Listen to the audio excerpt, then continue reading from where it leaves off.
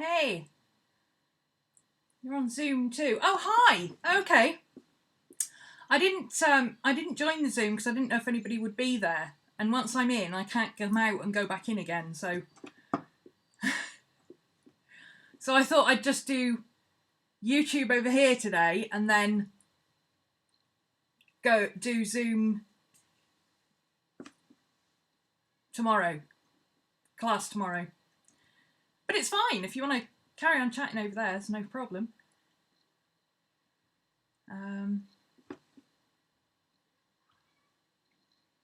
No, it's because there should have been a class on Zoom at 4 till 6. But I've had a day. I've had a day. So, I don't know if I can go into Zoom at the same time. You're watching Halls with Cody. Oof.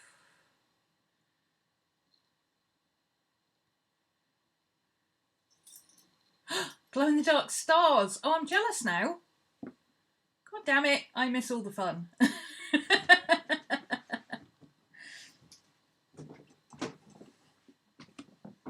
Risha got all the things at PlannerCon. Oh, I missed that too, didn't I? God damn it. Oh well.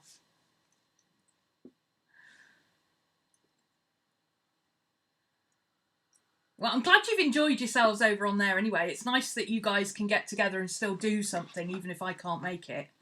So that's pretty cool. I like that. So if I for whatever reason don't make it to a class, at least you can all go and chat.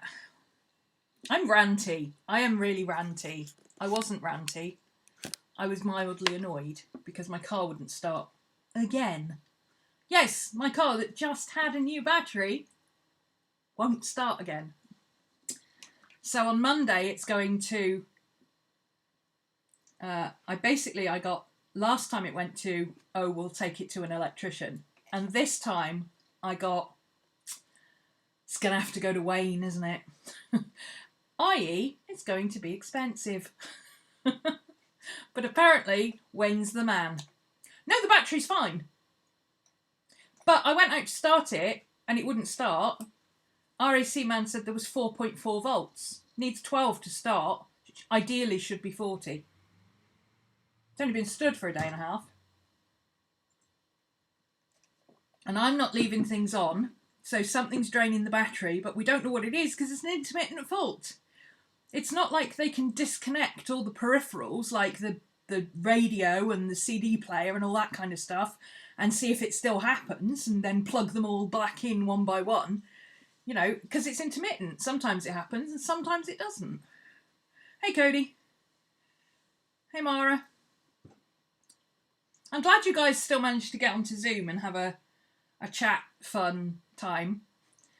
I didn't know if anybody would still be there, and once I go in, I can't come out and go back in again, so I thought, well, I'll go on here, and then you guys can come and join me if you want to, or stay over there, whatever you want to do. Bit of both. And then we'll do class tomorrow. I've already put it on the calendar. So I won't be doing YouTube tomorrow. Normally I do YouTube at 4 on a Friday, but I'm going to do class tomorrow that we should have done today at 4.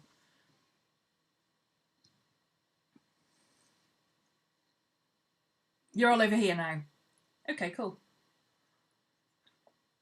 Well, apart from my car not starting, which is annoying and irritating and like, why? Like, why? So that's me. I was at why level of irritation, right? And then, having driven, because I had to drive it round and round and round and round and round to go and get it charged up, and then I had to go and get petrol, so I just stop it and restart it. Hi, Alan. And then I had to, obviously, drive it round and round and round and round again, etc. Because I'd stopped it. Blooming Nora. It's a nice day for a drive anyway, but it was just annoying that it meant I was going to miss class because they couldn't come out to me till 2. So I stopped off at Starbucks. I thought, you know what? let's just make sure it is actually charged. So I stopped at Starbucks, thought at least if I have to call them out again, I'm somewhere I can get a coffee. And I've got Wi-Fi, right? This woman and her daughter, mid sort of high school age. I'm not good at guessing ages, especially on girls, but I would have said she was maybe 14, 15. She was at that age where she was quite happy to answer back, at least.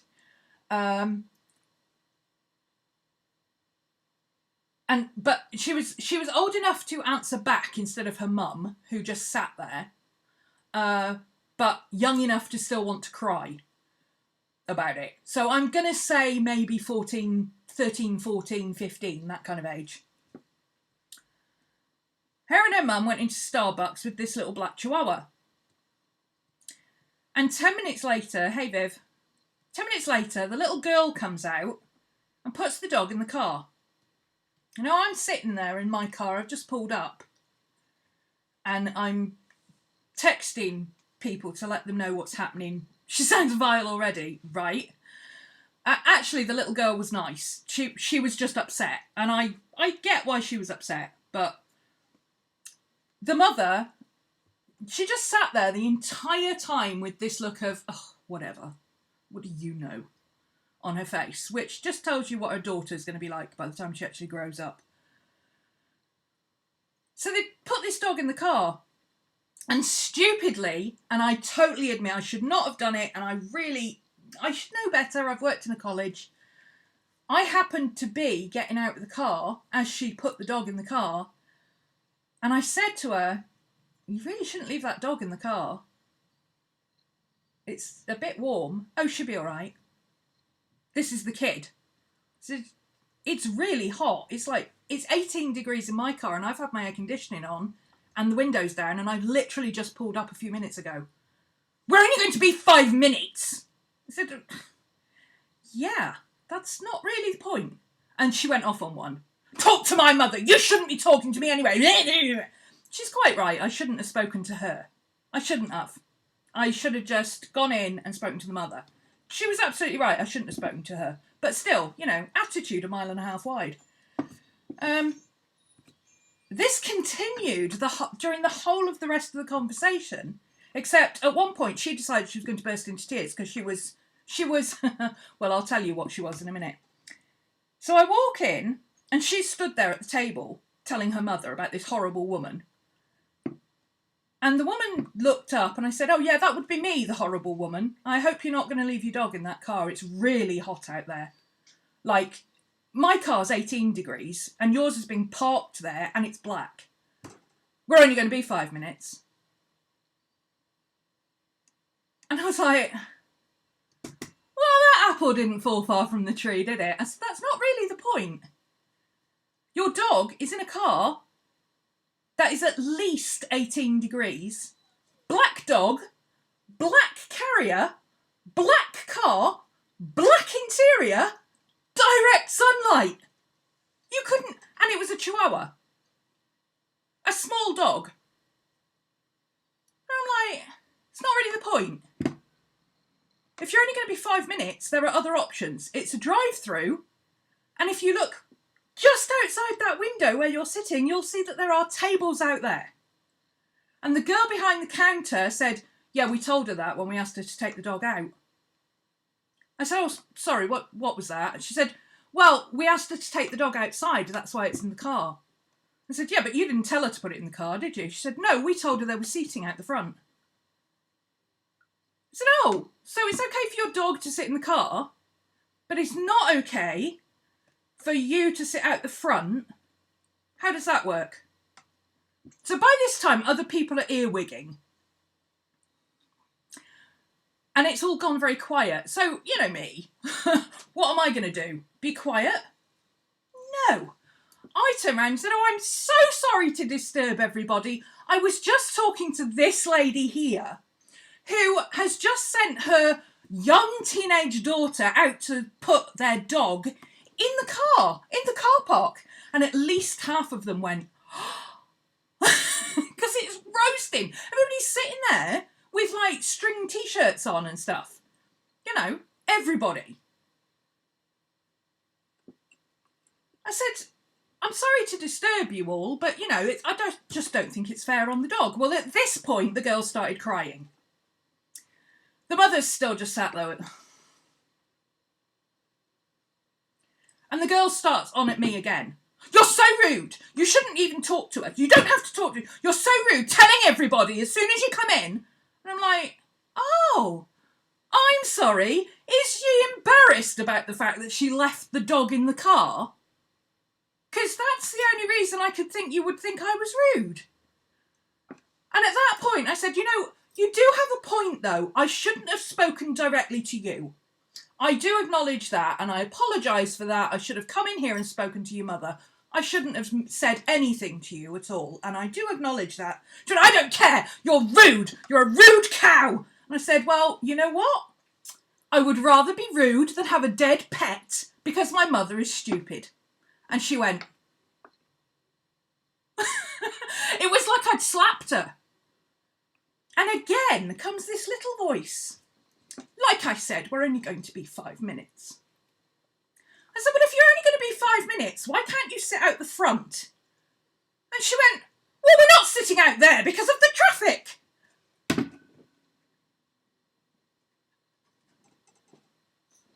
And at that point, I just went, you know what? That's what my mum would have done. In fact, my mum wouldn't have done that. My mum would have said, let's get a drive-through. We would have parked outside and we would sit on the benches that were out the back, right by where they were damn well parked. That's what we would have done. I was so mad.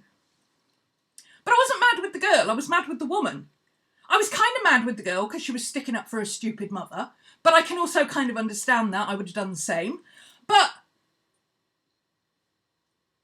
she didn't want to sit outside and be uncomfortable because of the car fumes. But it's all right for her handbag dog to be in a car. But I'm the queen of the comebacks. So she said, we're not sitting outside with the car fumes. It's bad for my daughter. I said, oh, I'm sorry. I thought you were only going to be 5 minutes. And the whole place, everybody was just like... These lads in the corner were downright laughing. They were like, shouldn't leave a dog out. Bloody cruel, that is. And I'm like, do I care about being rude? Do I care about making a scene?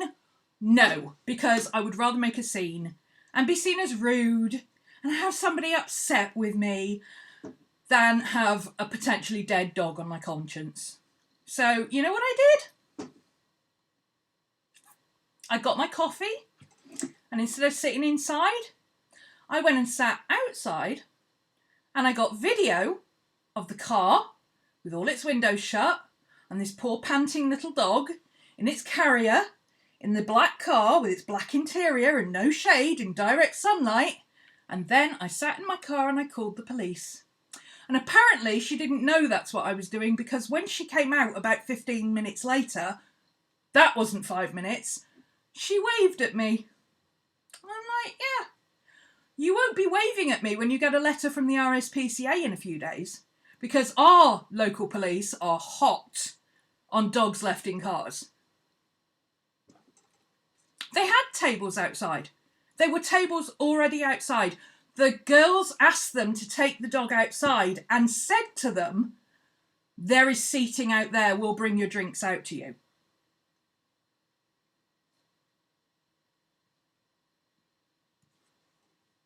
So, that poor little dog, she called me a rude cow, I'd say moo.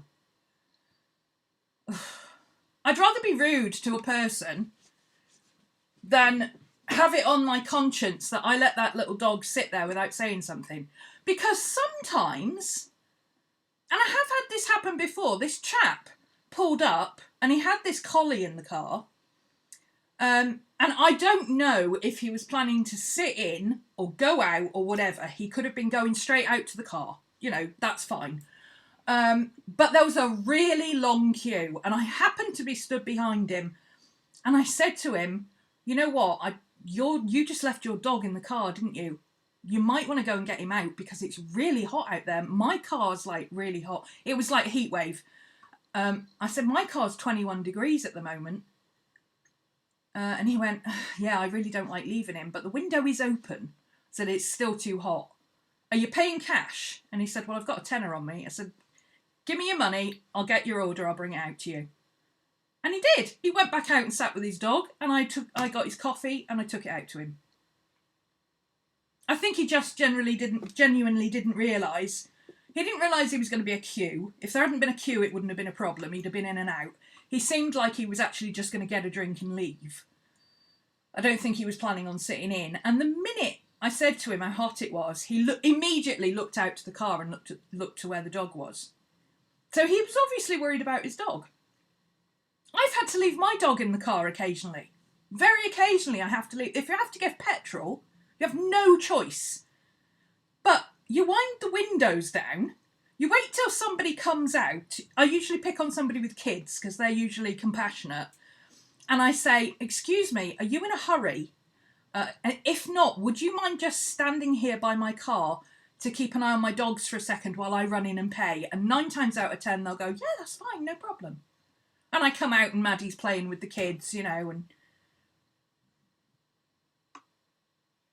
Oh, so annoyed. So I'm mad crafting this afternoon. Sorry, that's my rant over. I felt sorry for the kid, actually, because it wasn't her fault.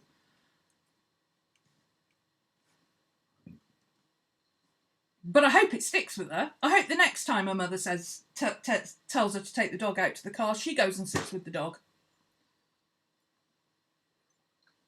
Because I bet that's why they didn't sit in the car in the first place, because it was too bloody hot. I bet they didn't sit in the car. Oh, it's too hot to sit out here. We'll go and sit in the air conditioning. So I'm mad crafting. I've got to make something. I'm going to try and MacGyver this so I can stab stuff with a knife.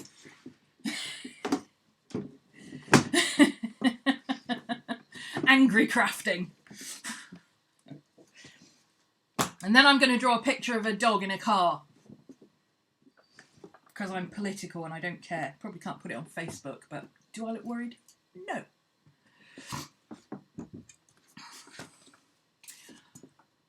Last summer, I was out and I had to go to a coffee shop. And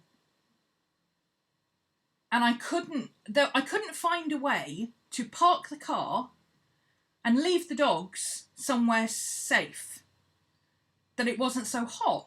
And I'm like, it's like, this was like when it was 30 degrees last summer. So I got genius. You know what I did? I rang the coffee shop and I said, look, I'm in my car. I'm just across the road. If you look out the window, you can see me waving at you. Gave them the description of the car. She said, oh yeah, I can see you. I said, I really, really want a coffee. But we're miles from anywhere and I cannot leave my dogs in this heat. But I need a drink. So I've got my own coffee cup. Would you mind, when you've got time, you don't have to do it straight away, I'm not in any rush, would you come and get my coffee cup and get me a coffee and I've got cash I can pay you? She said, yeah, that's fine, I'll come on out. She came out, she took my order, she said hello to the dogs, she said, might be a few minutes because I've got a couple of other people waiting. I'm like, take as long as you want, I don't care, you're doing me a favour. So about 15 minutes later, she comes back out, she's got a big bowl of water and my coffee. And she said, there you go, there's some water for the dogs as well. It doesn't take a genius, you know? And Starbucks are very forgiving, especially if you're in a drive-through. In fact, if she'd gone to the drive-through and said, can I have a cup of iced water for the dog, they would have given it to her. Yeah. I don't even take my dogs out unless I absolutely have to, no. I got caught out the one day because I was out and it got really hot really quickly. I wasn't expecting it to get so hot, but like 10 o'clock in the morning, it was already 30 degrees. It was during that crazy weather we had last year. Otherwise, I wouldn't have had the dogs with me, but I'd taken them up the lakes, you see, to cool off. But I could have had my dogs in the car with me. I wouldn't have stopped and gone in and got a coffee. I would have gone to the drive-through and sat in the car with the dogs. And if it was too hot for me in the car to sit and drink a coffee, too hot for them to sit in the car. Am I right?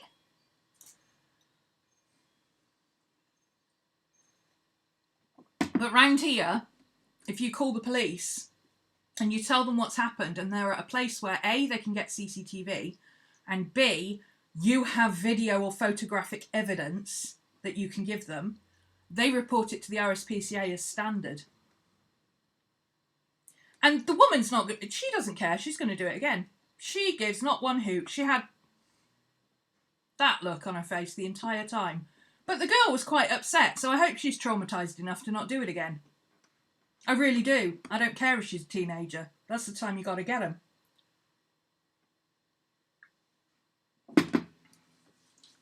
Yeah, she wouldn't have let her daughter sit in a warm car while she went in and got a coffee. She'd have said, no, you're not sitting in here. It's too hot. Anyway, this thing, I don't like these flowers.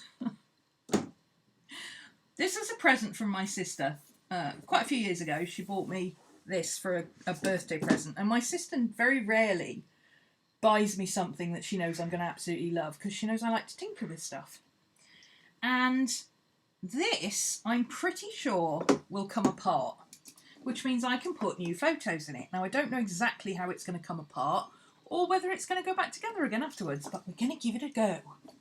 Because I hate these photos. And I have these, which you've seen before. These are from Mickey Wild. I've been trying to find square frames for them, but I can't find square frames anywhere. But look, they're just the right size, aren't they? Not quite. I might have to do a little bit of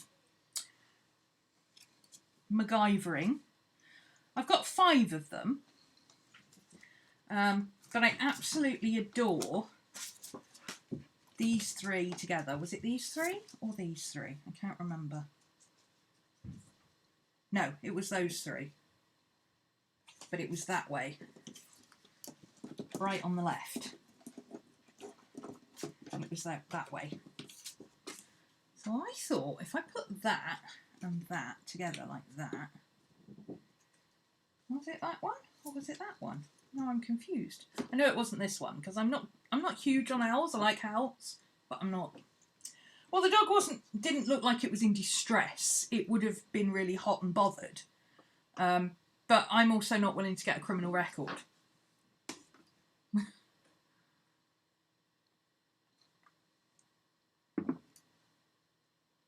The official line here is that you're supposed to go into the nearest establishment, give them the registration number, and tell them that you believe the dog is in distress and have them page the customer.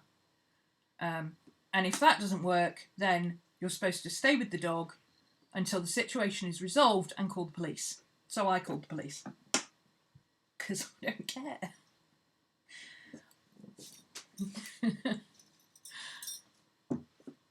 Anyway. It might have been that one, actually, because that orange, I like this one on its own because it's black. But that orange goes with that. Oh, that's better. I like that. But then he's looking out of the picture. Hang on.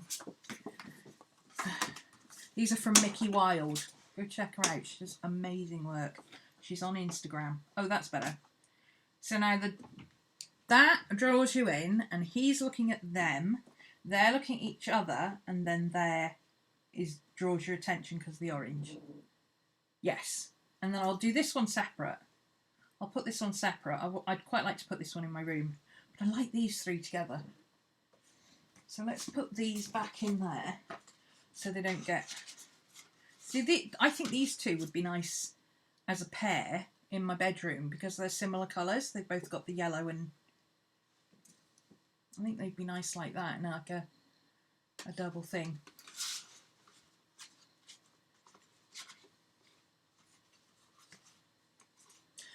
Well, they've gone in with the dog originally, come back out, And I'd been sat in my car for a good 5 minutes before I went in to get a drink.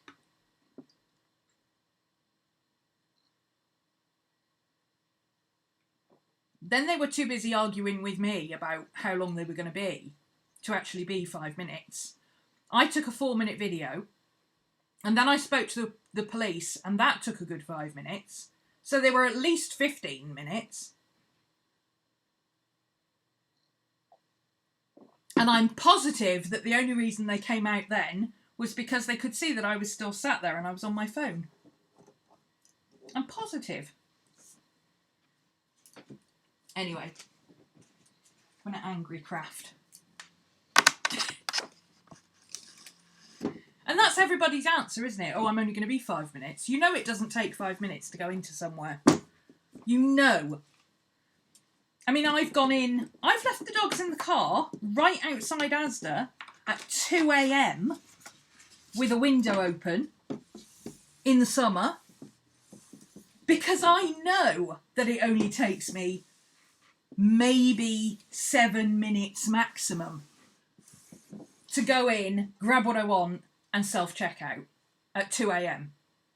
But every time I go in, I always tell the security guard at the door and say, that's my car, my dogs are in it, the window's open, I am literally going to go and grab a loaf of bread, check out and come back out. I always let them know that they're there. Because anything could happen. I could have a heart attack in the frozen food aisle.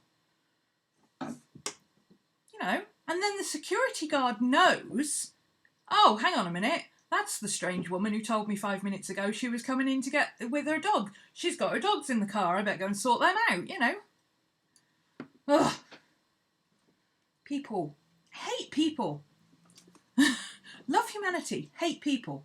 The more people I meet, the more I love my dogs. Right, let's see if I can get this thing apart. This should be entertaining. I'm going to try and do it without breaking the glass, although I don't know if it's glass. I think it might be Perspex. Does that sound like...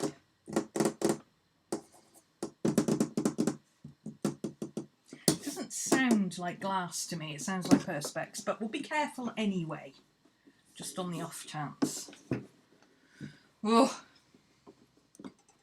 Yeah, so I'm just going to take solace in the fact that the girl won't forget that incident in a hurry. So at least... Oh, there's staples in it. Excellent. The girl won't forget that in a hurry, so hopefully she's learned something from it at least. But also, the mother's going to get a letter in the post in a few days from the RSPCA. Whoops. Because they do that around here.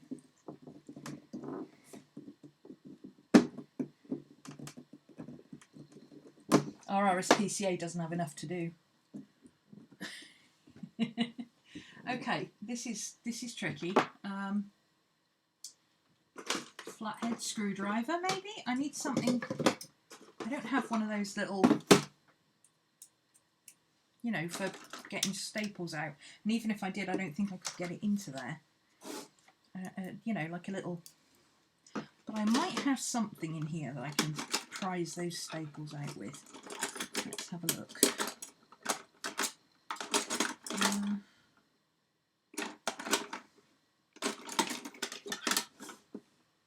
Don't think that'll work, but we can... Oof.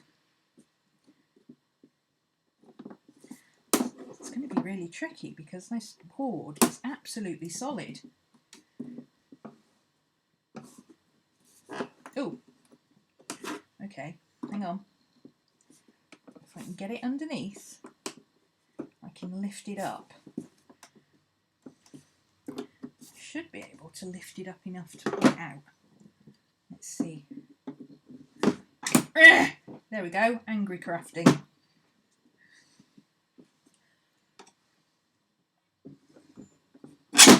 Ooh, don't like that noise. Do not like. Don't want these to get on the floor, so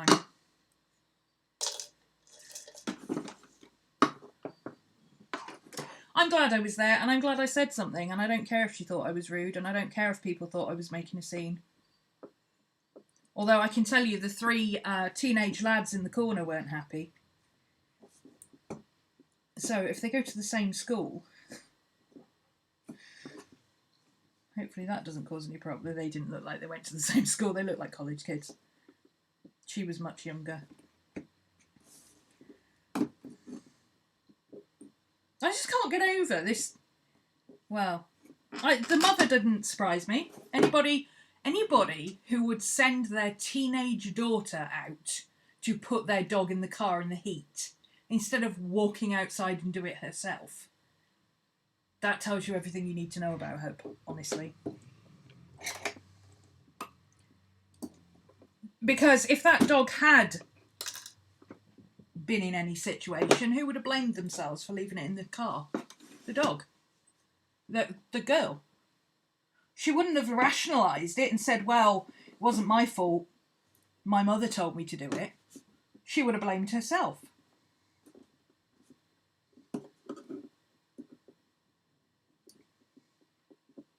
They didn't even try to park in the shade. The car park was virtually empty. There was only me and 2 other cars there.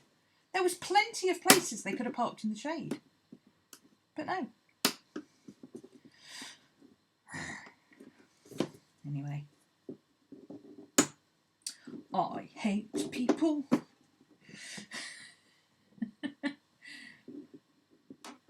It's a Scrooge song, isn't it? I abhor them. Okay, that's not working because that bends. I could really do with a flat screwdriver. I don't seem to have a flat screwdriver in here.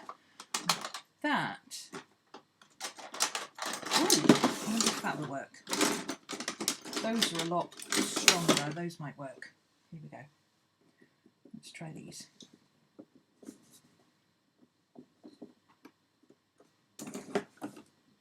I can't believe she thought she was more worried about the fact that I was rude and telling everybody what they'd done. Point. Whoosh.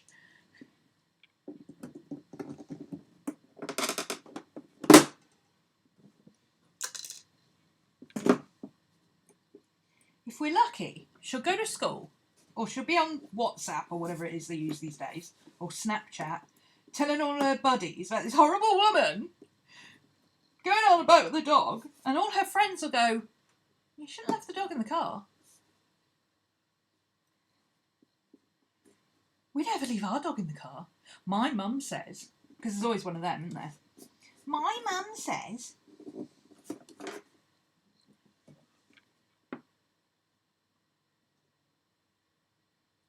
Yeah, the dog has to be, for the UK law, the dog has to be in obvious distress, and there has to be either another witness, which usually there's people around.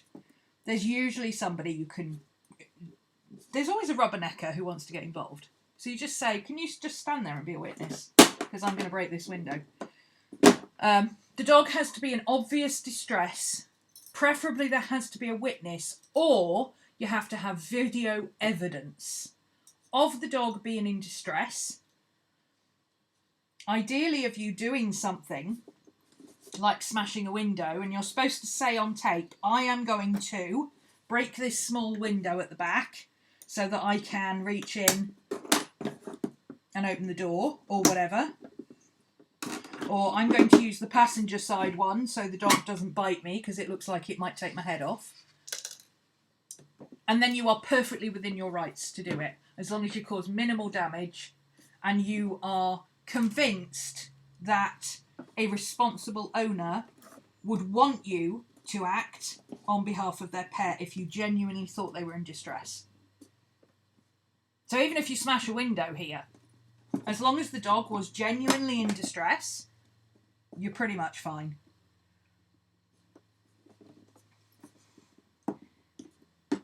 Because even if the owner wants to press charges, they very rarely do. They claim it on their insurance. Who then go, no, we're not going to pay for that because you left your dog in the car. So, yeah, that's not technically having your car broken into.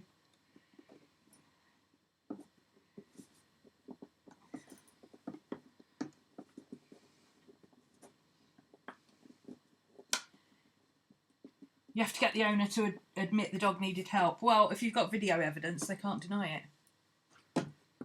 And virtually everybody's got a phone with them these days, haven't they? I never go anywhere without my phone.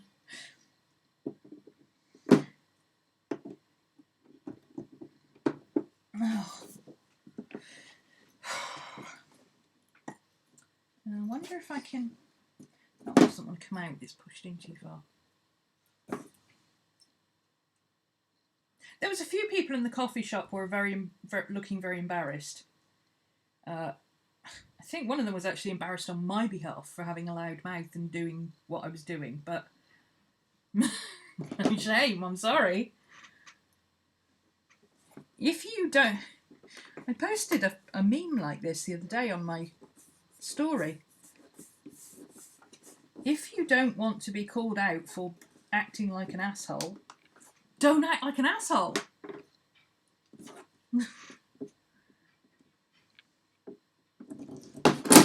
Because there are always people who are willing to stand up and say something, and these days there's more of them.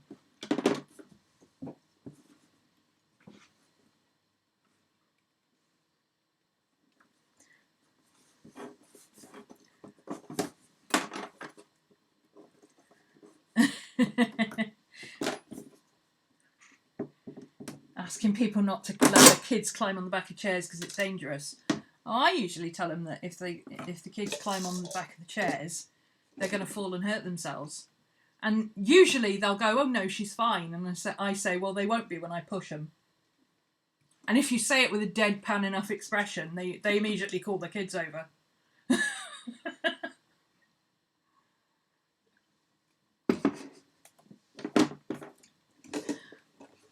There's advantages to not giving a shit. I don't care what people think of me. I really don't.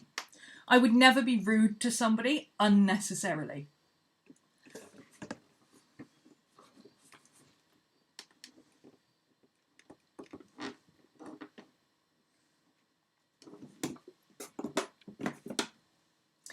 People who stand up and say things are usually made out to be the bad ones. Yeah, it's our fault for making a scene, isn't it?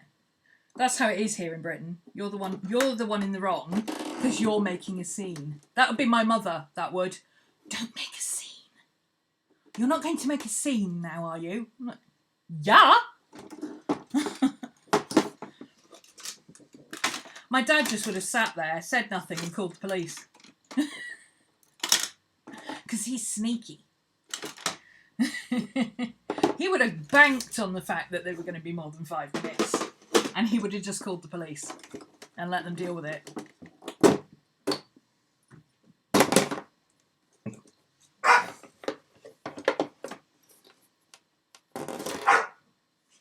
My sister likes to express her opinion on unruly kids. I don't express my opinion on unruly kids. I express my opinion on parents with unruly kids. Oi! Maddie! And unruly dogs. Maddie!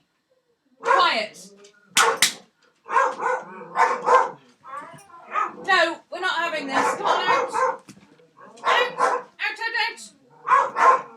Out! Come on! Both of you! I don't care who's making the noise or why, get out. No! Go sit in the garden. No! Mummy's not in the... No! Do not back chat me. Mummy's not in the mood. Go on, go sit outside. Little bugger. Your dad sees the red mist. I never see red mist. I get angry. I get annoyed. But I'm always in full control. I never lose it. I can sound very stern. But let's face it, when I'm just talking, I sound stern. I have a headmistress voice. I can't help it.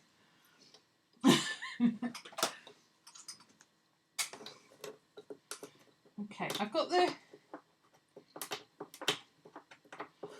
pulled the back out. I'm just trying to get this to come out. I do wish I was a bit more like my dad.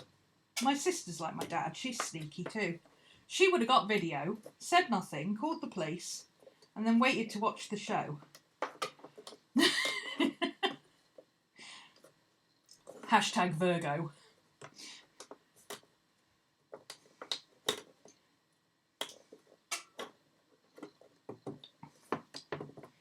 Oh, flipping heck. Ah, there we go.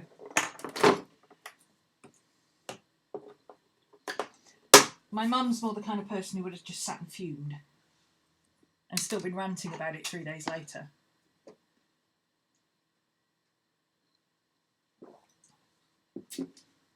But ranting doesn't do anything if you don't speak up. If nothing else, maybe next time she goes to leave her dog in the car, she'll remember this incident and think, oh God, maybe I'll take the dog with me this time.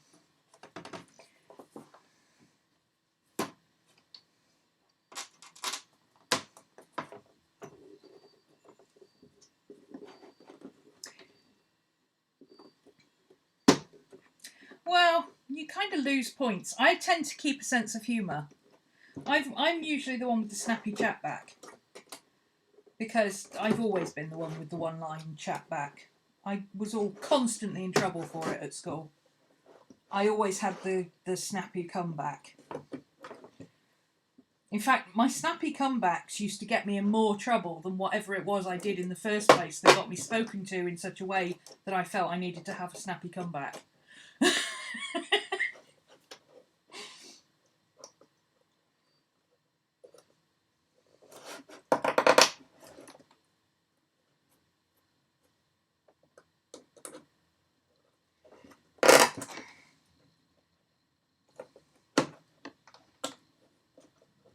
The thing is, because I think partly because of what I do, and partly because I worked in a college with teenagers, which are just the absolute pits of hell. That's just the worst thing you can possibly have to do. You've really got to be able to stand your ground. I always go for the entertainment value. You know, like the whole, oh, I'm sorry, you don't want to sit out there. I thought you were only going to be 5 minutes.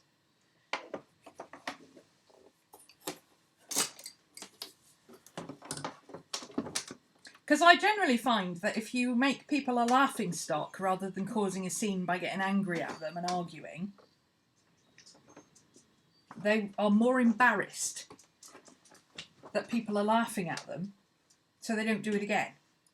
Whereas if you just get angry, they just get defensive and they think it's their right to just do whatever the hell they want and screw you, and it has no impression. Whereas if you embarrass them, that's different. That has a whole other... Nobody likes being embarrassed in public, so hopefully she remembers that the next time she leaves the dog in the car. Why does Spotify add songs to my playlist? I add them and they think they'll add your suggestions. Are you adding individual songs, or are you clicking the wrong button? Because there's a button that says add more songs like this. Mine never do it, but I only ever go in and search. I find a song I want, then I go and search for the title of the song, and then I select the song and add to playlist. I never just go into the search and start adding songs, because that's when things go crazy.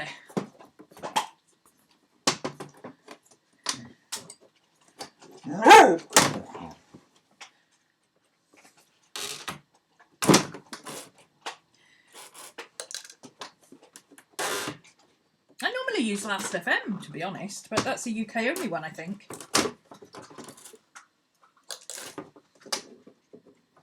Who am I kidding? Usually I'm listening to podcasts.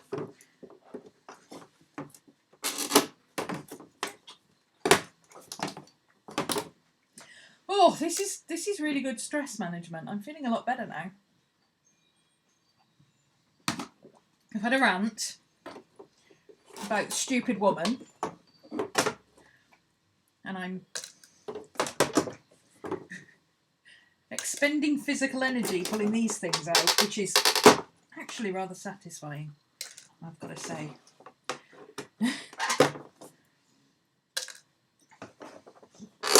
I'm so annoyed with the woman, I'm not even mad about my car anymore. You it's one of those situations where it's just like everything else pales into insignificance after that. I was a bit miffed about my car before that, and I'm a bit worried about how much it's going to cost me to get it looked at, because we're going to have to get Wayne to look at it. It was one of those, like if it had been in a Hollywood movie, it would have been a line delivered by somebody like Leslie Nielsen or Steve Martin or somebody like that. It would have been a close-up on the face, and they would have gone, we're going to have to get Wayne. You know, that's like what it was like. And the whole garage went quiet. Cut to scene. Silhouette. Man walking into dark garage.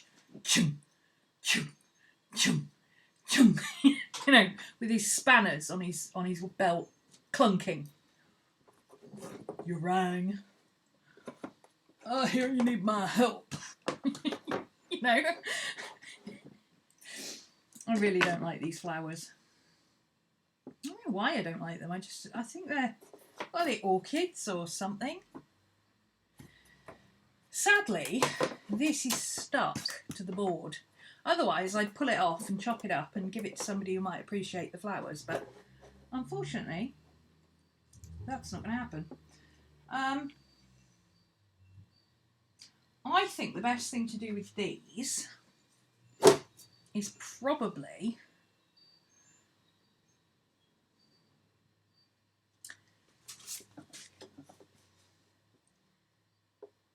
I'm going to have to get rid of the white. So I probably have to paint that black. Or put black tape on it. I don't think I've got any black tape, so it would have to be... I suppose I could mount them on card. I wonder if I've got any photo corner. Oh, I know what I can do. No, that won't work. Hyena. Hyena. That still makes me laugh. How long have I known you now? 6 years? 7 years? It still makes me laugh every single time I go hyena. I'm a lost cause, I really am. Do you think that looks cute though? And it'll be in a box, be in the box frame, so it'll be set back under glass. I think that's going to look really good. But I do need to get rid of that.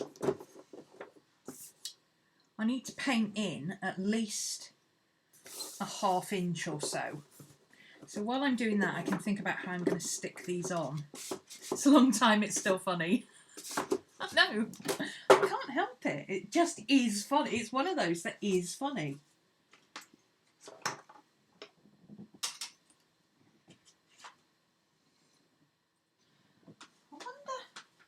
What if I don't have any black... Oh, I might have black card actually, but it might be the same size as this.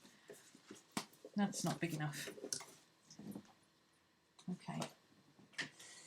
I have got black card. Hold that thought.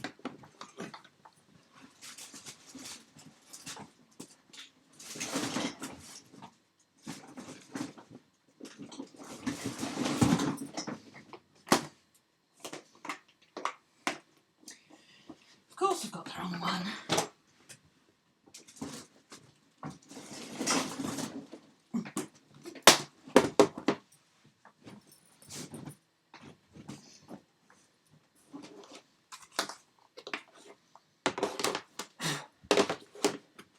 I need to contact my friend. She's got 2 daughters and she's doing a lot of scrapbooking, and I need to ask her if she wants all this pink I seem to have acquired.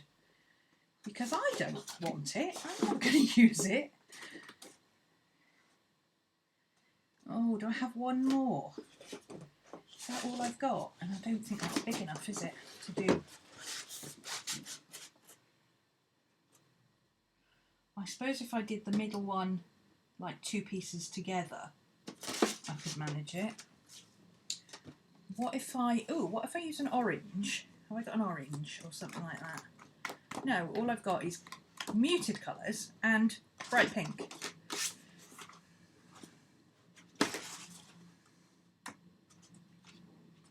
I used my orange sheet in the Halloween journal. I blame you for that, Jen. There you go. That's your fault. What about maybe a brown or a beige or something? Maybe something like that sort of colour. Would that work? It's going to go under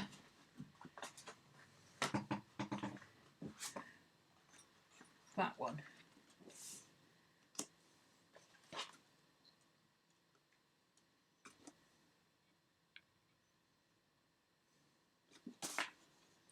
It would be better the other way round, I think, which means I haven't got enough for that one either.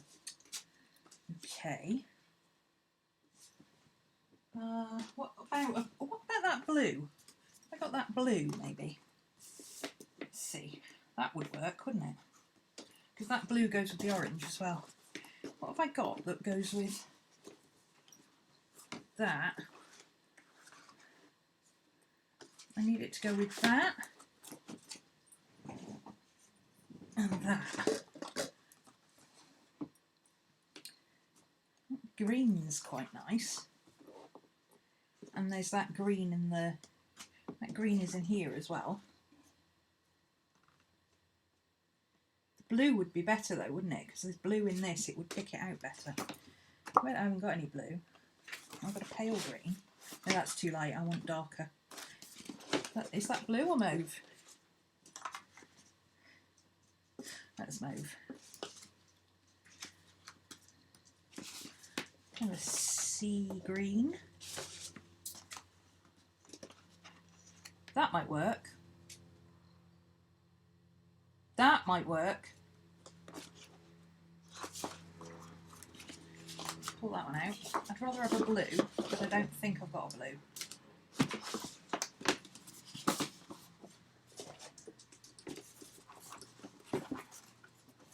Let's just double check right down at the bottom.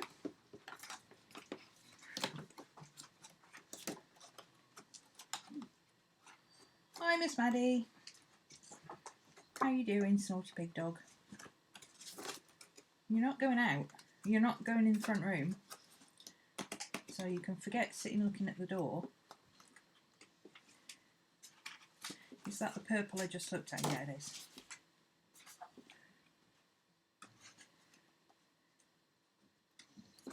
Yeah, I think maybe that green. That's pretty close, isn't it? It's not exact, but it makes that blue look a bit more washed out, actually. I think that will work. It's not happening. Not happening, dude.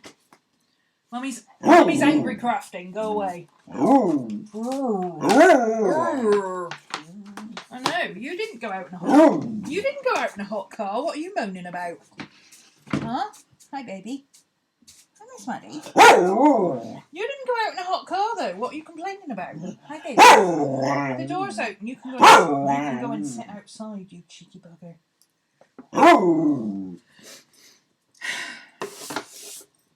Okay. Ruler. Mama's working now. Go away. 7-ish inches. Oh, but it's in centimetres. How many centimetres is it? 17.5 centimetres. What a ridiculous measurement. 17.5 centimetres. Okay, let me just grab my trimmer 1 second. Shh. No! Absolutely not. No, absolutely not. No. It's not happening, dude. Give it a rest.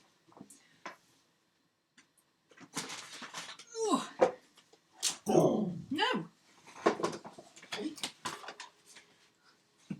Not happening. No. Absolutely not. 17.5 centimetres square. Ooh. I remember, I've got a thingy that allows me to do that. I just have to use the trimmer the wrong way round, but is this right-handed people way or something?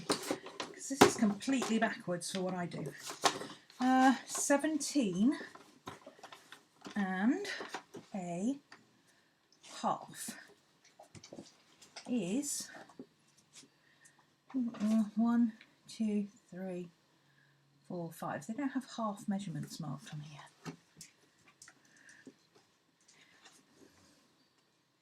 Okay, that's annoying.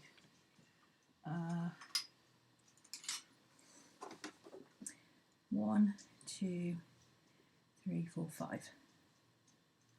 There we go.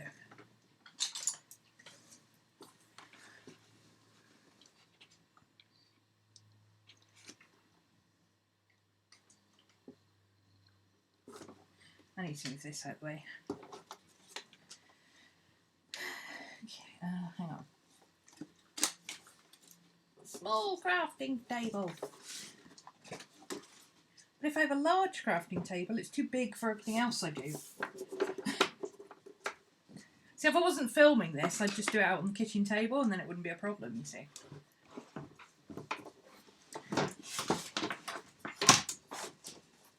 Okay. Put that there. There we go.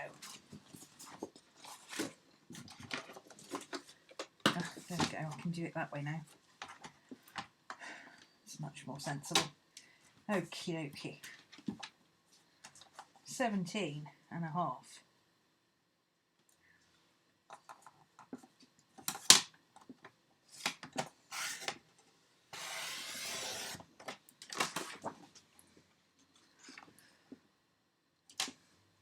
Okay.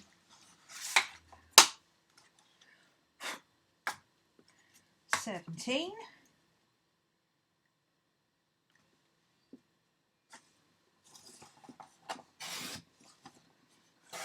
and a half. So that's going to go there. That'll be that one. Yeah, I like that. That's cute.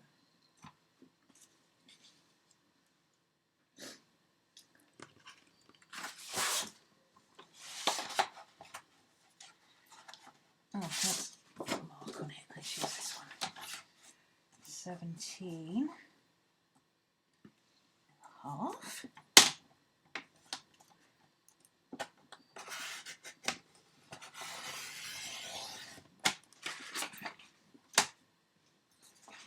Where's that mark gone? Oh, I cut it off. 17 and a half. It's such a stupid measurement. Who came up with that?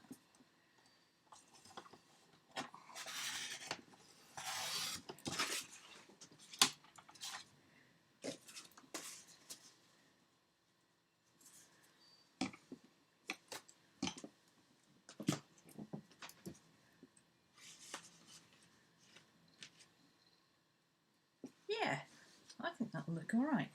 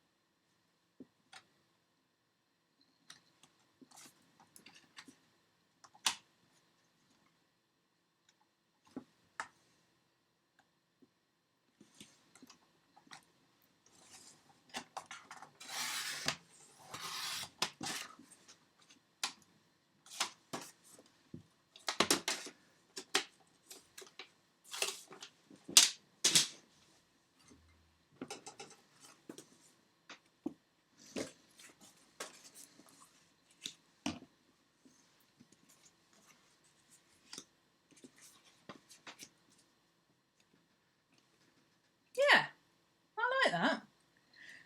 Especially as this colour is actually maybe a shade, 2 shades lighter than my carpet. And it's going to be hanging in here, so it'll actually match the rest of the room. Not that anything in the rest of the room matches, but somehow I seem to have ended up with a lot of icky green. Nursing home green, I like to call it.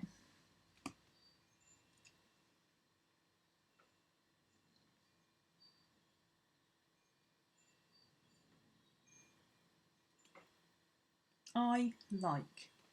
Now the question is, will my hole punch that I have for corners let me hole punch it, or should I stick it? I think, well, I can stick the black to the pictures anyway, because the picture, it comes off. That's smooth. Let's turn that over so that's smooth. Not dealing with weird textures.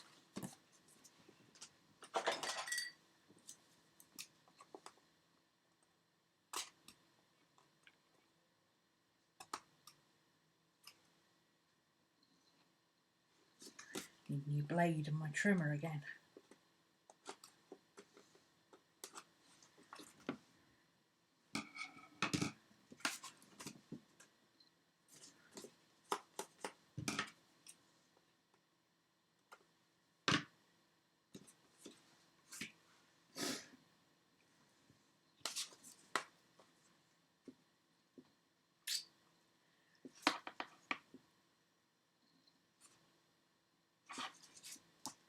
I think I'm going to have to do Grit stick. I'm going to have to actually mount them because I don't have any spray mount. If I had spray mount, that would sort that out. But I don't have any. So I think I'm going to have to do Grit stick. I have no idea which way is up on this thing, but I'm going to turn it that way. Oh, there's the... Oh, it's a Night Orchid. Night Orchid by Tony Kukos, printed in China. Oh, that's okay. I think we can we can cover that over. Orchids are weird looking. Don't like them. Don't know. They're creepy. Irises, they're pretty. Orchids are kind of creepy looking. They're like little baby aliens. They remind me of the little baby aliens. You know, the face huggers from Alien, is it?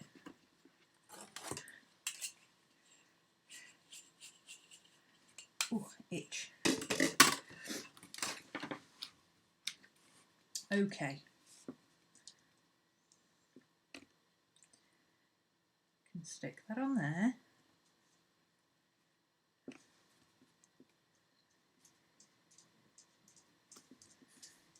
On there. Slightly not quite the right shape, but I cut it the right size. And I suspect this board is a little bit warped. But that's okay, it doesn't matter. Not the end of the world.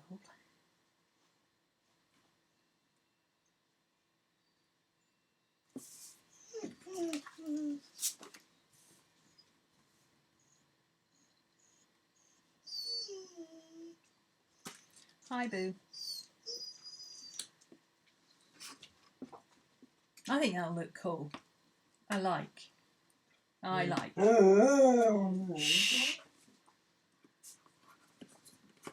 Okay, I think I'll stick this down. Will you be quiet, please? That's enough. No, stop. I've got double-sided tape. Hang on. No, you've got dinner, you've got a drink, the door's open, you're not going to sit in the front room because you bark at people. Ooh, ow. Where is my double-sided tape? There's my double-sided tape. I found it, it's here. No, I haven't sorted out my crap yet. Where would be the fun in that? There we go. Enough! Enough! Stop! Stop! Stop! Enough! No more! No! You're full of it, shush. Yeah, let's do double-sided tape on these bits. I don't mind having to restick the Pritt stick bits, but I really don't want to have to keep resticking other bits. Okay.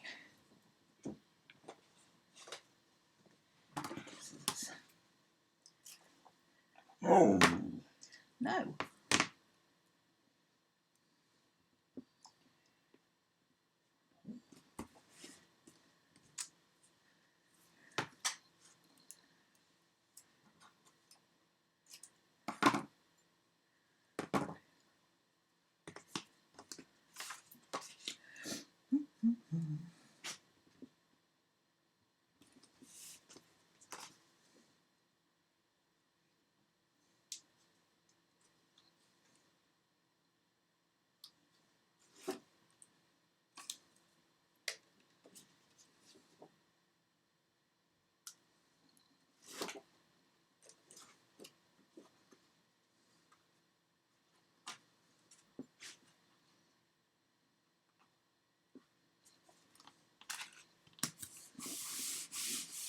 It's not quite straight, but nobody's going to notice except my mother.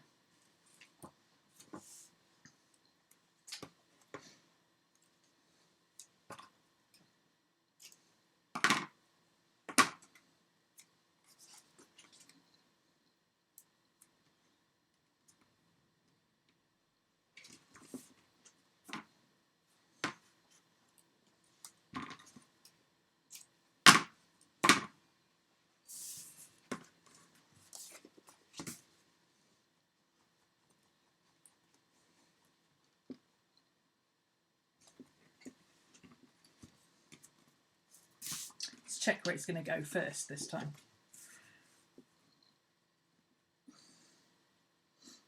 It needs to be...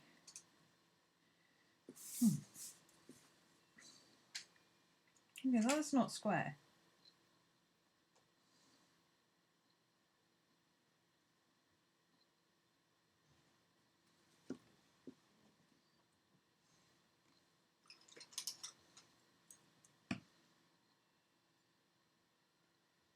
The others are black, they won't show, I don't care, but this one is not square by about 3 millimeters.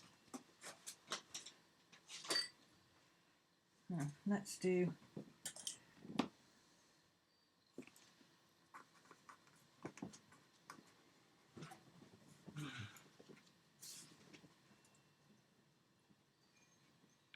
don't know where my craft mat is.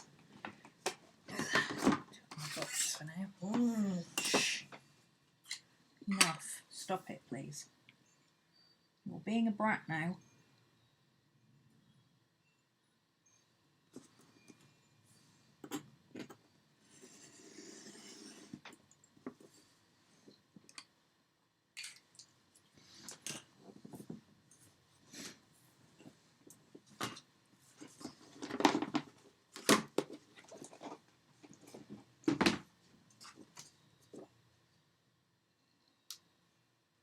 Everybody went very quiet.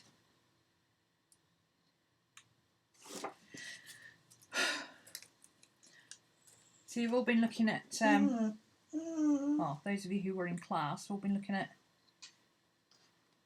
Cody's haul and Risha's haul from Planacon. Oh, she bought a new TN, didn't she? Have you got it all set up, Rish?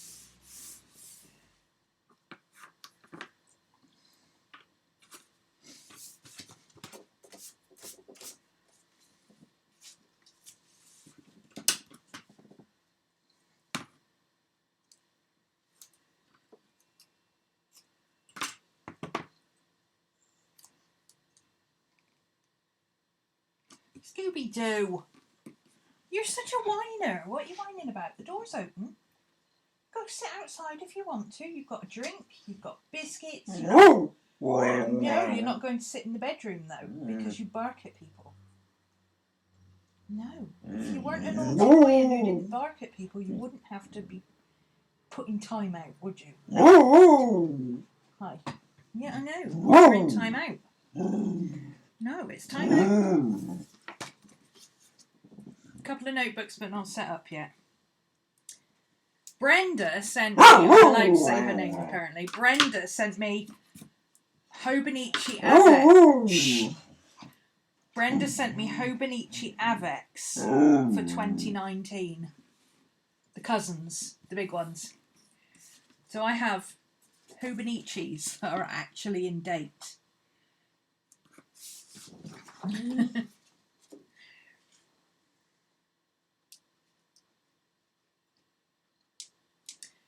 Which dog is it? It's my Scooby-Doo. Maddie never makes a noise. Maddie occasionally whines. Scooby likes to talk to people. Don't you, Scoob? He's a bit full of it because he talked to his nana most of yesterday. Didn't you? Oh no. Yes, because you're cheeky, aren't you? You're cheeky. I know. You're a cheeky boy, yes. That's right. Okay.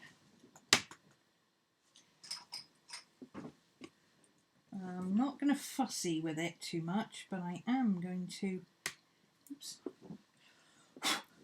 just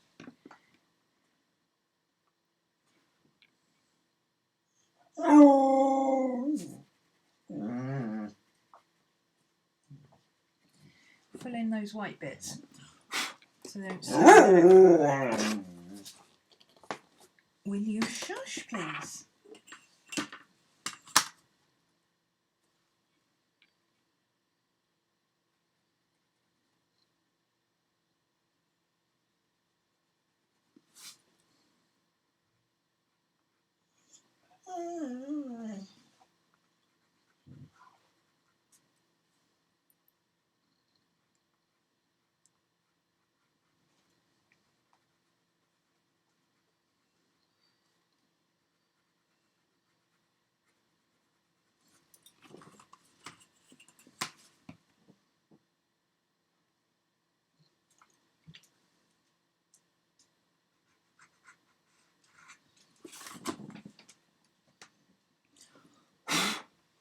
There, that's better.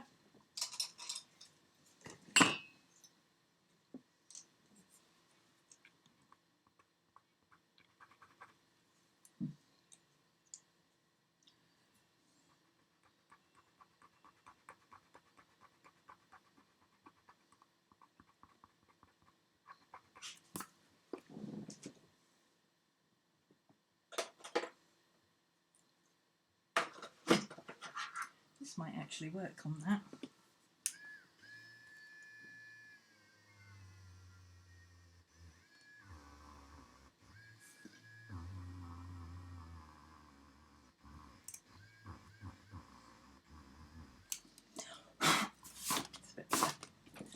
Okay.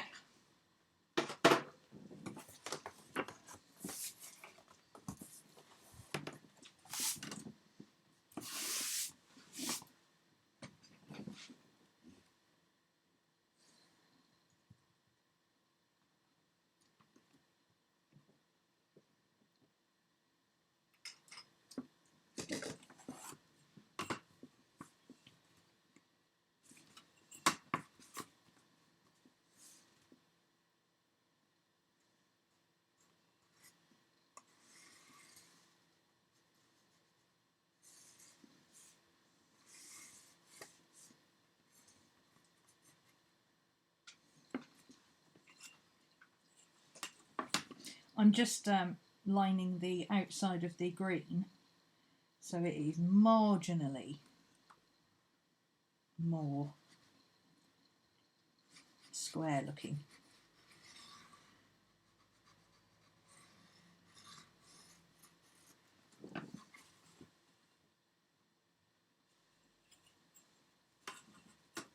Oh, that side's okay. Yeah, that looks better.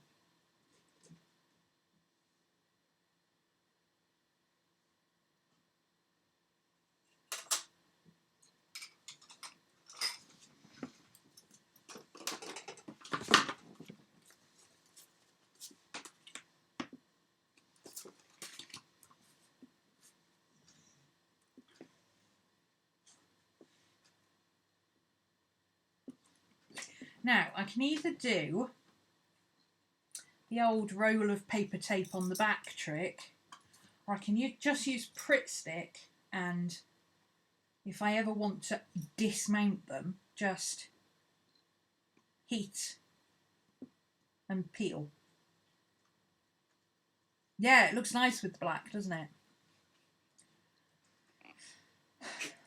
I'm almost tempted to try and put green around these, actually, because I think that looked really good. I wonder if I could do that without...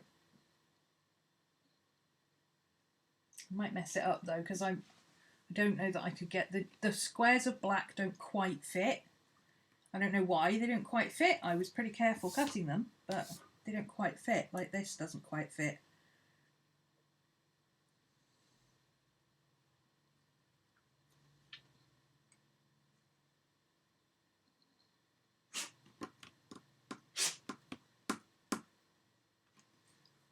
Okay.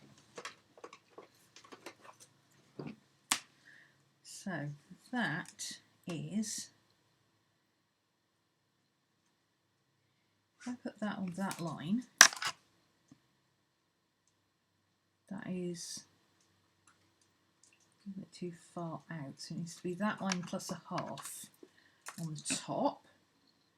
I'll put that line there. It needs to be that line plus a half, well, quarter, plus a quarter. Okay, so how much is that line? I do it 1 centimetre around. Oh, too far over on that side. It's going to be like 11 millimetres or something stupid all the way around, which is so annoying. Use proper measurements. Let's see if we can do it in squares on this side. 2, if I do 2.5 squares, no, 3.5 squares, how much is that on that side? It's 1, 2, 3.25 squares on that side. Excellent. Perfect. So it's 3.5 squares there. It's 3.25 squares there. Excellent. That's... You know what, I'm going to guesstimate it. That's what I'm going to do. Because as long as it's straight, I really don't actually care that much. They are Mickey Wild prints, yes.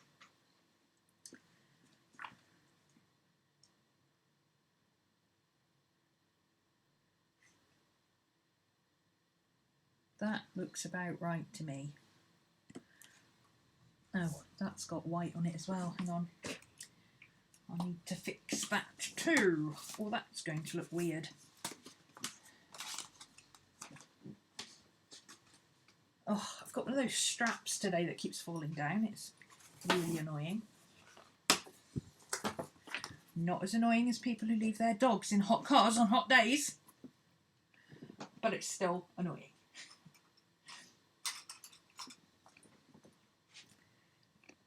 Where's my ruler gone?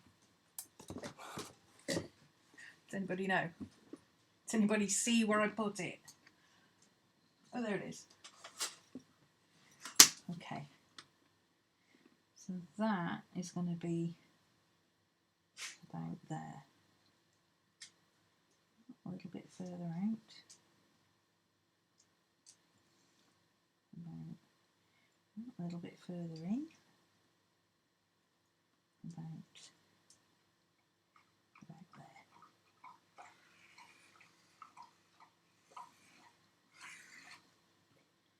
Marvellous.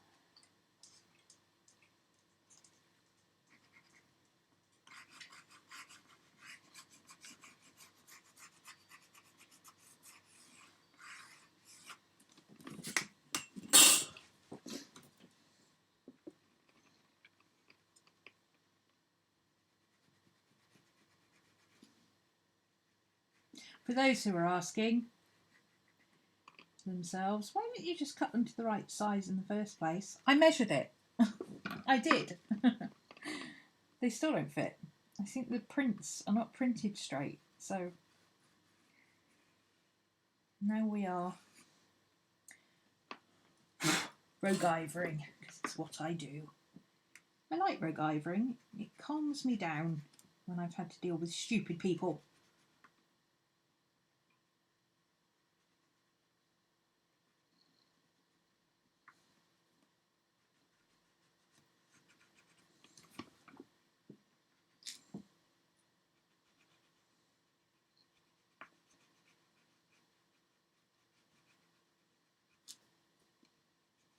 This is that Stabilo All pencil, by the way, which it might smudge.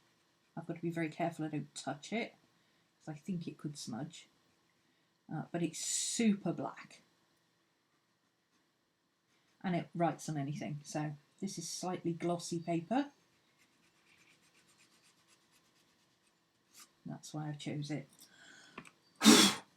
Because, see, now you can't see anything. Nothing at all. Move that very slightly still off there. Do I need a line on that one? I think I do just need a very tiny line on this side.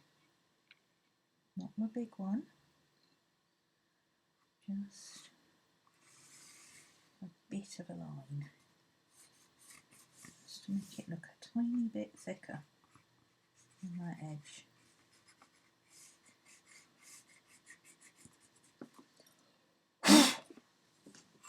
That's better. There we go. So, are we the right way up? No, we're not. So at least try and keep it the right way up to where we've measured it. So if we have measured anything wrong, it'll all be wrong the same way, won't it? Okay, Pritt stick. I'm just going to stick them down because I think once I stick them in here, I'm probably not going to unframe them unless the glass breaks. And honestly, at that point, I could just cut through this hardboard or peel this off. This is not stuck very well. I could peel it off, I think, if I tried, and do less damage to the prints than I would pulling this off. So I think that'll be okay. And I'm going to... Where's that little thing gone now? Oh, there it is. There it is. So,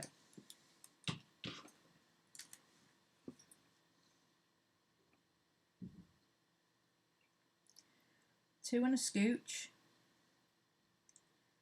Let's try and get it in the middle. Two and a scooch.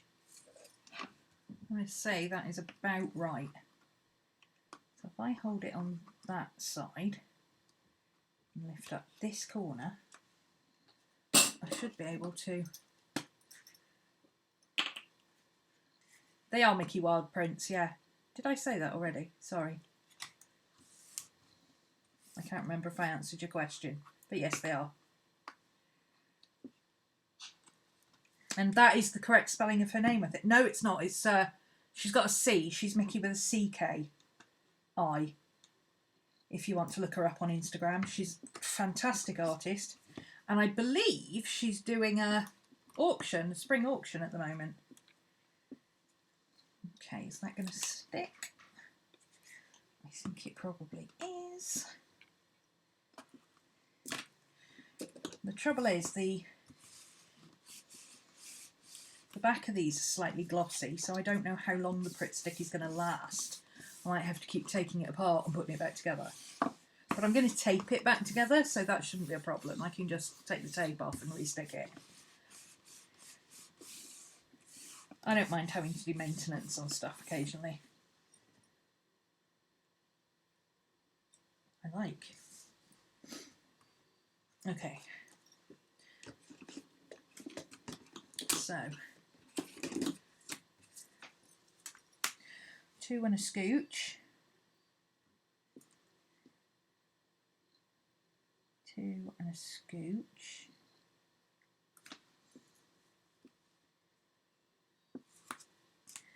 And two. Ooh, look at that. If I put that there, I can butt that right up to there. And that is two and a scooch. And it's Oh, it's 2 and a tiny bit of a scooch on that side. Excellent. That doesn't look quite right in the middle though.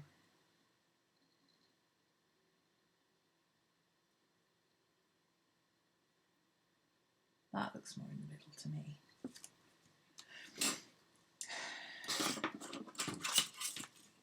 If this one's straight, I can line it up with that.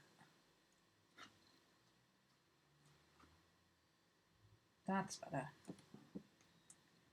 That'll work. There we go. Oh, that's the wrong one. I nearly put the wrong one in the wrong square, didn't I? So let's try that again. So line it up with that. Actually, let's line this one up. No. Let's line it up going across. There we go. Line that one up there. Line that one up there. Scooch it into the middle. Does that look about right? Yeah, I think that looks about right.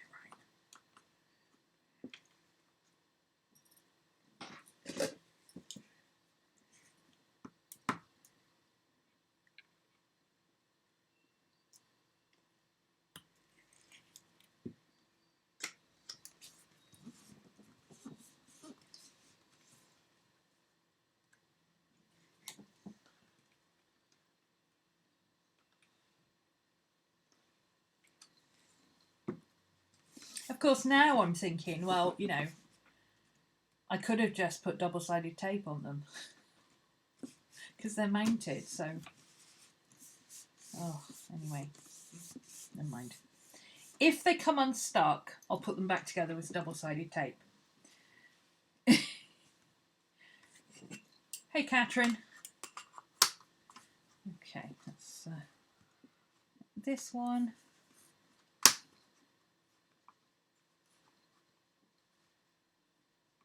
That up. That'll go there. Oops.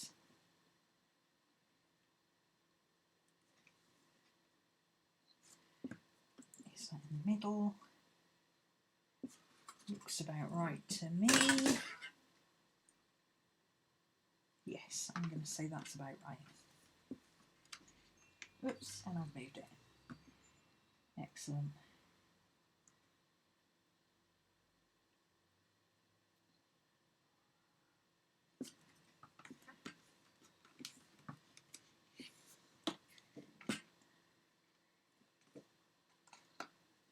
I've moved it again. Excellent.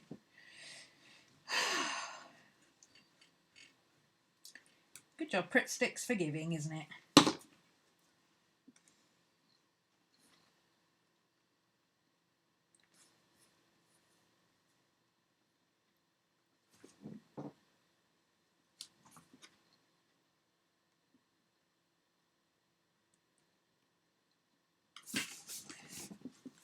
That'll do. Sick of measuring stuff now. I'm not going to be looking at whether they're straight or not. I'm going to be looking at the pictures. So.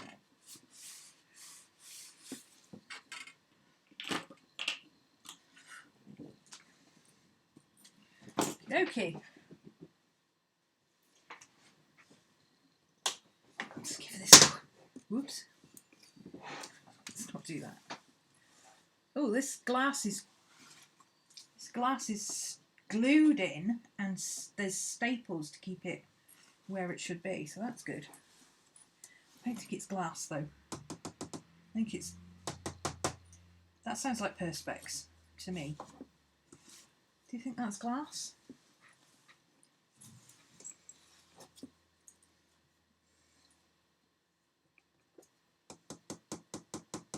Yeah, that's plastic, isn't it? Good. Let's see. Let's give this a bit of a clean.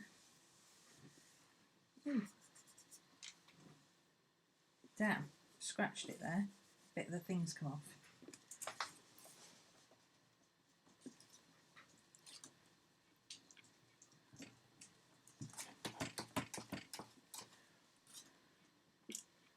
Where's that? It's there. That's okay. Got a white Stabilo pencil, and I'm just going to colour over that on the back.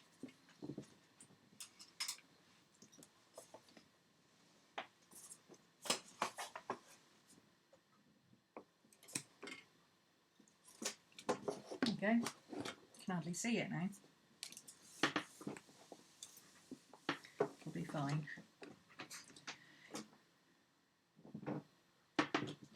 And if that scratches off that easily anyway, I can pull it off with a bit of credit card. But again, I'm not going to be looking at that. I will be looking at the pretty pictures. Okay, let's put that back. Whoops. That's back in here. And, oh yes! Look how cool that looks! It doesn't look right on camera, obviously, because you're seeing a skewed version of it. Because the camera's but obviously it's, you can't see all three of them straight from a camera. But when I'm looking at it, I can see all three of them straight. It's really cute! They look good together! I love it! Scoob! No, give it a rest. Okay. Small pins would be a good idea on this in the corners that will be easy to pull out, so I'll do that. But I'm just going to stick this down. You know, this is what people... Scooby, stop! No! This is what framers use, is just regular paper tape. So that's what I'm going to use, is just regular paper tape.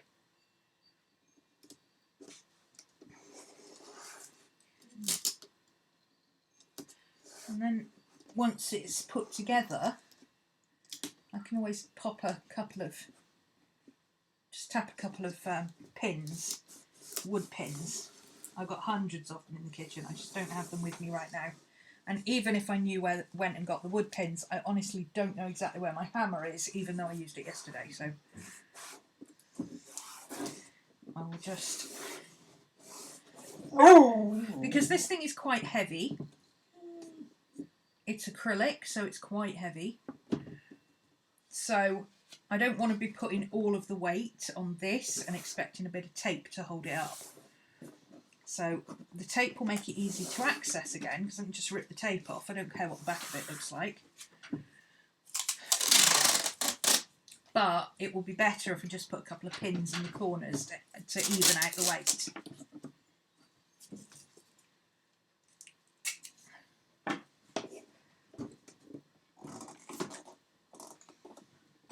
It is surprisingly heavy.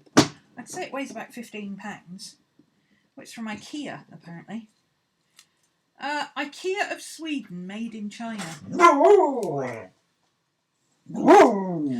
Design and quality by IKEA of Sweden, made in China. Scooby, be quiet. No, you're starting to annoy me now. Stop it.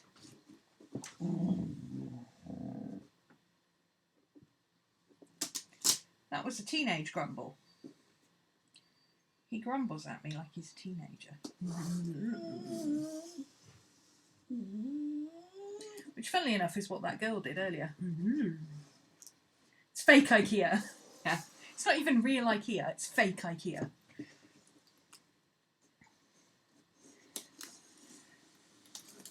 But, you know, that's my sister. I would much rather see. This is something I can't explain to my. Well, my mum gets it. My mum understands it. My sister, on one of her missions, she's a Virgo, she does it, was going to get me some new bedroom furniture when I moved. Very nice of her. You know, Christmas and birthday present for like 2 years. But I'll get you something. She was ready to order it from IKEA. No. She was ready to pay like a couple of £100 to have something delivered from IKEA.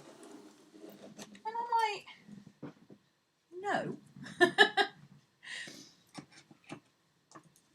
I like vintage. The older the better. So my dad decided to take control of the situation. And my dad went on a mission to find something that was in the budget that she'd set. And he managed to get me a 1920s Art Deco, one owner. The old lady, it'd been her mother's, and she'd had it in her house, but she was downsizing, so she didn't need her mother's furniture as well as her own. So she was selling on her mother's furniture. One owner from the 1920s.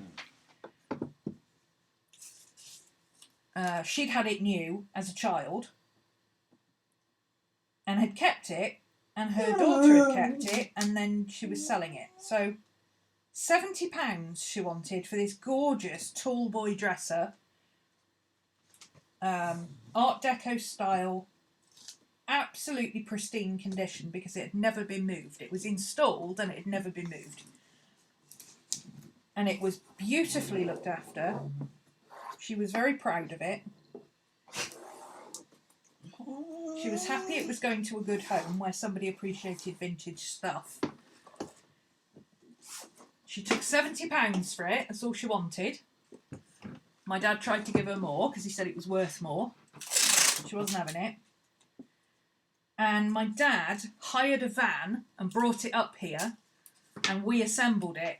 Like the wardrobe, it's one of those weird wardrobes where it comes in two halves so you can get it up the stairs, and then you put it back together, you put a frame over the back and bolt it on. Or like, well, you don't bolt it on, it's got like old wooden clip things.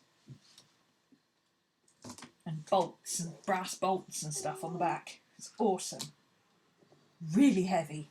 Took 3 grown men to get it up the stairs, one piece at a time.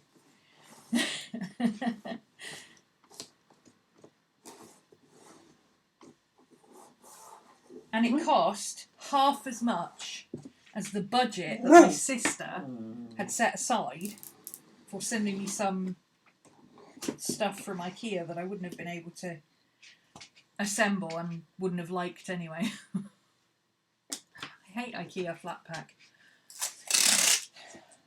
I don't like things that don't have personality. They have loads of fake Western shops in China. Really? Oh, that doesn't surprise me, actually. I know they had I can't remember who it was, but one of the YouTubers I watch went to, I think, Korea, South Korea, obviously.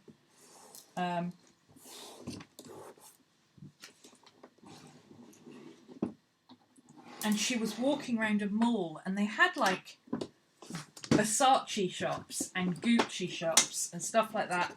And she said what they called it, but she said this is called whatever. And she said that roughly translates to fake alley. She said because every single one of these shops is not what you think it is. It says it's Gucci, but it's not Gucci. It says it's Versace. It's not Versace. It's fake. And they're everywhere. But they can't do anything about it because of... Like, if it was a Korean company has legal redress to say, you know... It's funny because she said, like, if you have a fake Gucci company and somebody else copies the fake designs of the fake Gucci company, fake company number 1 can take fake company number 2 to court for copying their fake designs. But Gucci themselves can't do anything. Which is just bonkers. I mean, that is... That's crazy. Where's my... How do I put things down on such a small desk and can't find them? Got another one here. I've always got several.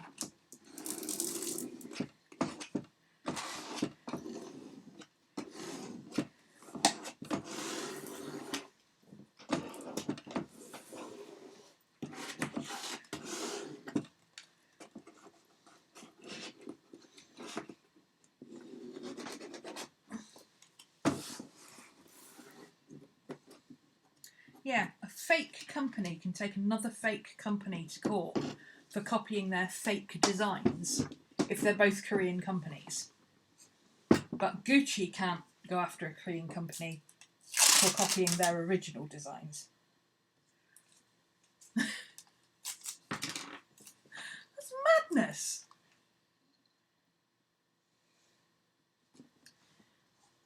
There's also a fake Paris in China too. Even has an Eiffel Tower. That doesn't surprise me. It's probably really well built too. Probably cost. It's probably, it'll last longer. It won't rust. The batteries will last longer. You'll be able to get replacement parts forever. And it'll have cost 1/10 of what it cost to build actual Paris. Oh, but it'll have been built like by slave labour 4-year-olds or something.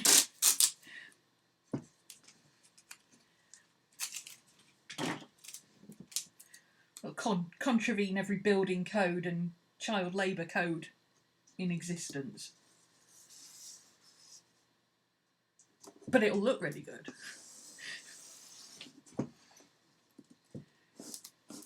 Looks really impressive, yeah. Probably does.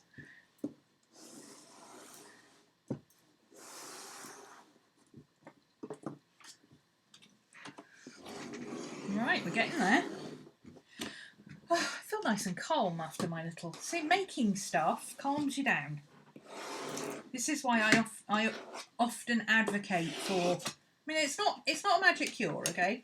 But if you're really stressed or really anxious, or even sometimes if you're really depressed, I mean, it doesn't always work with depression, but if you're feeling a little off, as opposed to really, like, can't even get out of bed, if you're just feeling a little bit off, or a little bit edgy, or a little bit anxious, or if you just want to let off steam, making stuff, art. This is why I journal. Because journaling helps me to deal with all that crap that's going on. And all the white noise in my head. Shopping for men's pants and I could find was tall and skinny, no short and big. Really? In China, you can find tall and skinny. That's impressive.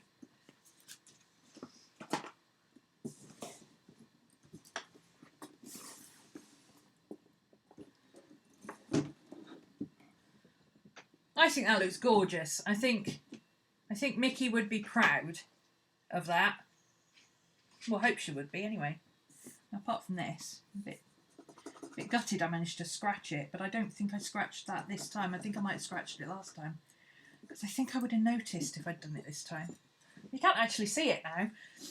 So all I did was covered on the back with my white Stabilo wall. And once you put it against the white background, it actually doesn't really show. It's right there. If I point it out, you can see it. Up close you can see it, but from a distance you won't see it. I'm really pleased with it. It looks awesome. Hi. Yes, you're being a naughty boy, I know. Looks awesome. Okay, so I need to try and find a square frame, or maybe I can find another one of these somewhere. I've got the code and everything. Oh, there's a bit of fluff on the back of that one. Right, where his black beak is.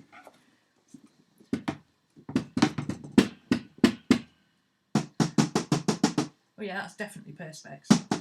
Ah, there we go. I got rid of the black speck. I got rid of the bit of fluff. Oh, it looks beautiful. I'm so happy with it. I know you can't, it looks odd to you because you can't see it, but all of them look, you can't actually see from when you're looking at it properly as you would on the wall. You can't actually see even the black line around the green. These squares are obviously smaller at the front than they are at the back. But I suppose they'd have to be, wouldn't they, because of perspective. But, and I think I'll probably have to take it apart and stick these back on with double-sided tape, which I don't want to do, but I might have to. And I think I might see, since I've got the number of this on the back, I'll get a copy of the number and I'll see if I can get another one of these, because it's IKEA, right? You can get IKEA everywhere. You can get IKEA in China, apparently. Get IKEA, get another one, and then get another print. See if I get another dark... Ooh! Sorry, I put the thing down. Hopefully that didn't switch me off. Am I still here? I'm still here. Okay. I put my... No! Wrong button. Hang on. I put this down on the touch pad. That was silly. Where will I hang it? I don't know. It's been hanging out in the hall. But honestly, it would be kind of a shame to put it out in the hall. And I've got a big wolf poster I'd like to put out there. So I think I might put it in here. Because I think it'll go with the...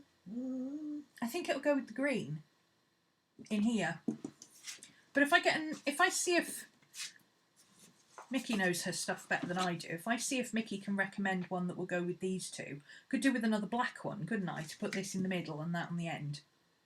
Like I have with this. And then they'd kind of be like a set, wouldn't they? Or even that way. No, I like it that way, I think. Oh, I've done it again. Must stop putting stuff down. Yeah, I might see if Mickey can recommend which one of hers has got a... Because honestly, I don't care. They're all beautiful. And I wanted the moth, the fox, and the raven, and the wolf. Oh, I could get the wolf. That's what I can do. I can get the wolf. The wolf is... There's 3 wolves. There's one on a grey background, one on a black background, and one on a green background. Similar to this.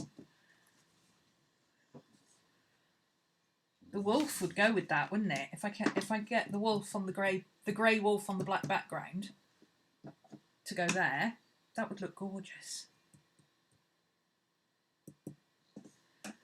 Well, you know, there's painting your own, and then there's... But these are so beautiful. You know?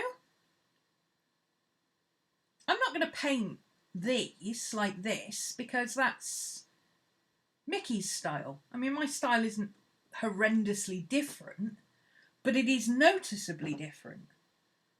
So I'm not going to paint something... I wouldn't paint a wolf in Mickey's style just to have something to go... You get bored looking at your own art. I'm sorry, but I hang up my own art until it's sold. Yeah, she makes it look so easy, doesn't she? She's like, oh, I've done 15 backgrounds today. And you're like, how? How? How? And she's literally like, every day she's putting up a new one. Oh, I did this today, and I've done this one today, and I've done this one today, and I've done this one today. I'm like, how?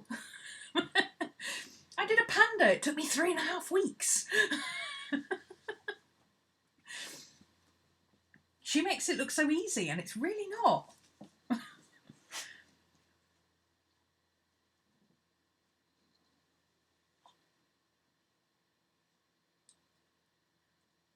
I could fake it, but it would be noticeably different. I would know it was different. That's the thing. I would know that all 5 of these were Mickey's and I did that one. And that wouldn't sit well with me. I wouldn't want that. I would want, you know, I've got 3. I want another one. I will see if she's got prints this size of the black wolf, of the grey wolf on the black background to go there. And then I've got 3 night creatures, you see, and that'll go in my bedroom, above my bed. That'll work excellently. Oh, her class is brilliant. Mickey is one of the few teachers that I've taken her class. I've done a class with her. I did one class with Susie many, many years ago. I think I did her very first class, the Petite Dolls. I did plenty of Tam's classes, obviously, because we had free access to each other's classes. I did one with Bonnie Rose Bryan on watercolour, which was really good. that was one back when I started. She was one of the people who offered a free class on willowing with me. And by Bun, of course, I adore her classes. I've learnt a lot from her classes about... We work differently and we do different things, but I've learnt a lot about why and how to use layers and when to use layers, as opposed to just...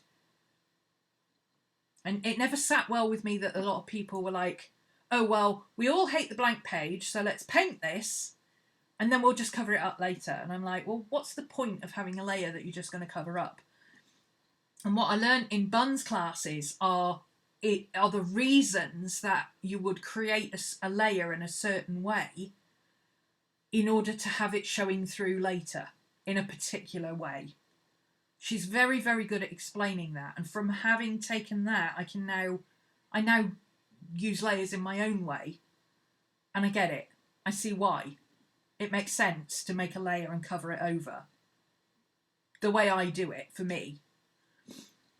But I don't see the point in making layers just because you're going to cover them over. That's just...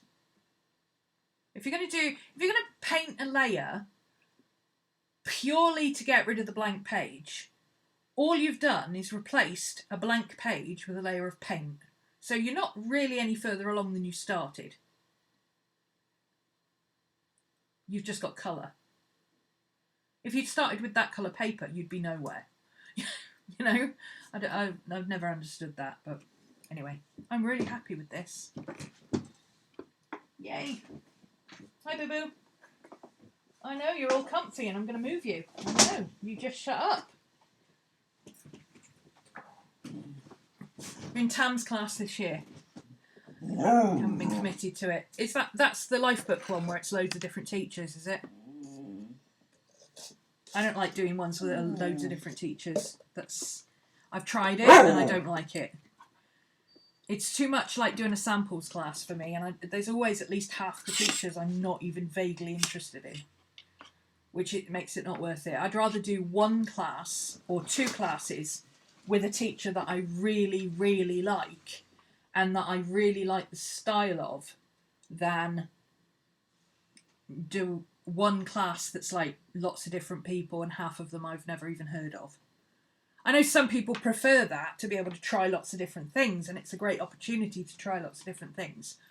And I totally get why people would like that, but for me, I would rather do 3 of Bun's classes than do one class with 45 different teachers, or what is it, 24?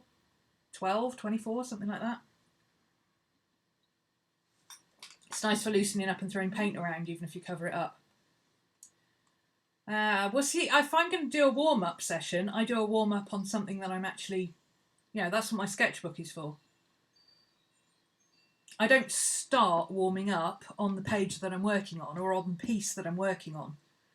I warm up in my sketchbook beforehand, and then I come and work on a piece. Because, for me, if you just dive into a journal page with the idea of, well, the first 5 minutes of whatever I do is going to be warm up and then I'll just cover it over anyway, who cares? To me, that's like going out for a run without doing a warm up first. You're not doing yourself any favours. You're not learning anything. All you're teaching yourself is that it's okay to have really bad habits. Whereas if you keep a sketchbook and you use your sketchbook for warm up, or you just have like... A lot of people have like an altered book where they just do really loose painting. There's a thing on Instagram at the moment. It's called the something book revivalists. Altered book revivalists, is it? Something like that? It's something book revivalists. If you look for the tag book revivalists, you'll find them. And all they're doing is taking an old book and using up paint after a session and starting with paint it's just to cover a page. Just to cover a page and do something expressive and fun as a warm-up before they go and do their proper work. So it's kind of like a sketchbook for a painter, almost.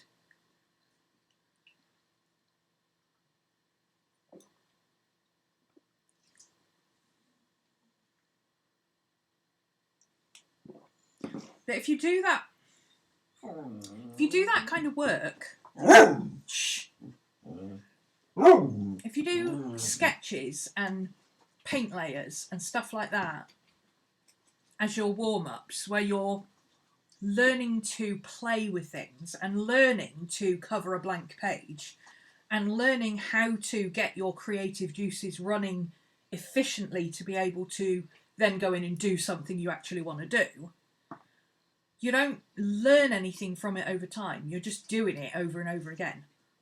You're not learning anything about your creativity or how you work or your artistry or anything.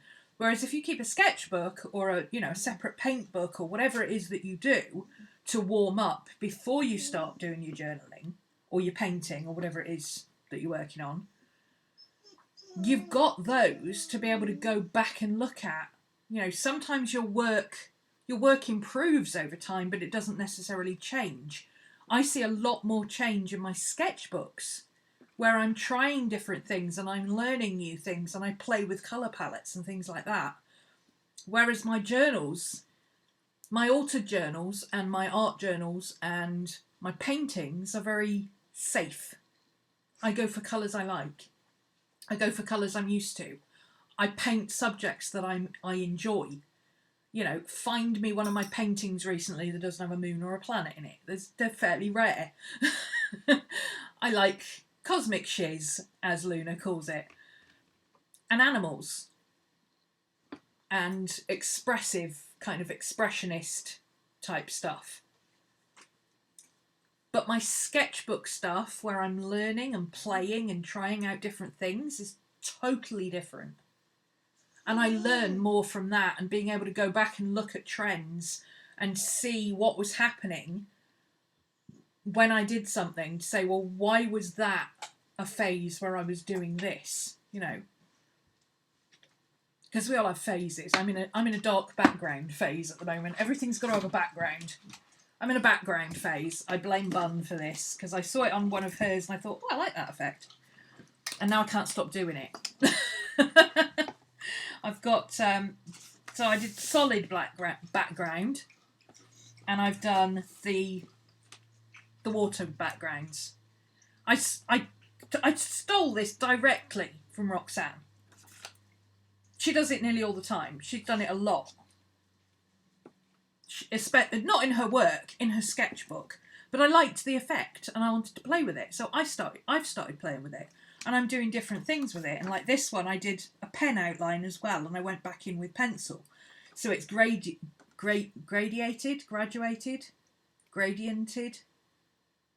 fades out at the end. She normally works with black ink. So I went in with dark blue acrylic. I tweak it just enough that it's not my exclusive idea, but it's not her exclusive idea either. There's plenty of people who do this. But it was something that I wanted to play with. That doesn't mean it's something that I'm immediately going to go, oh, I want to do that too, and I'm going to throw it in my work. It's something I play with in my sketchbook, and then over time I can see how it evolves and changes. And I can see my style coming into it.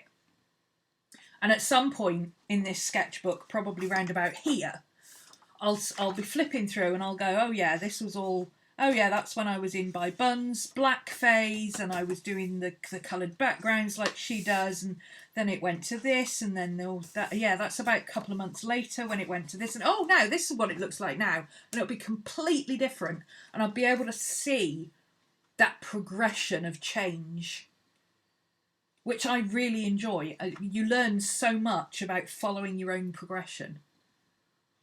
It's way more from a sketchbook where you're playing and unrestricted and it doesn't have to be a beautiful finished piece of art. I mean, look at that skull. It's not even realistic. Come on. The paint tube is more realistic looking than that skull. But it wasn't meant to be realistic. It was just an idea I had, and I wanted to see if I could make it work. And could I make it work? No, because it occurred to me that if this was pouring into here and the eyes were empty, then somewhere here there should have been something pouring down in order for this to be flowing out. So I messed up. I learnt something from it, though. I learnt that I should have been more careful about what I was doing here inside the block of the cup, so I won't make that mistake again. Well, I might make that mistake again, but then I'll look at it and go, ah, no, I know, I've done such and such again. Because every time I look at this, I'm reminded that, yeah, I messed that up, didn't I?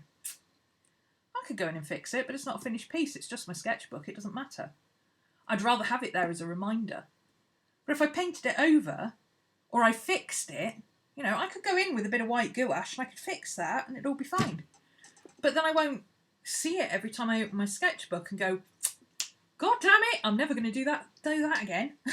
You know, sometimes you have to repeatedly stub your toe on the same piece of furniture to realise that that piece of furniture shouldn't be where it is. Or to learn to walk around it.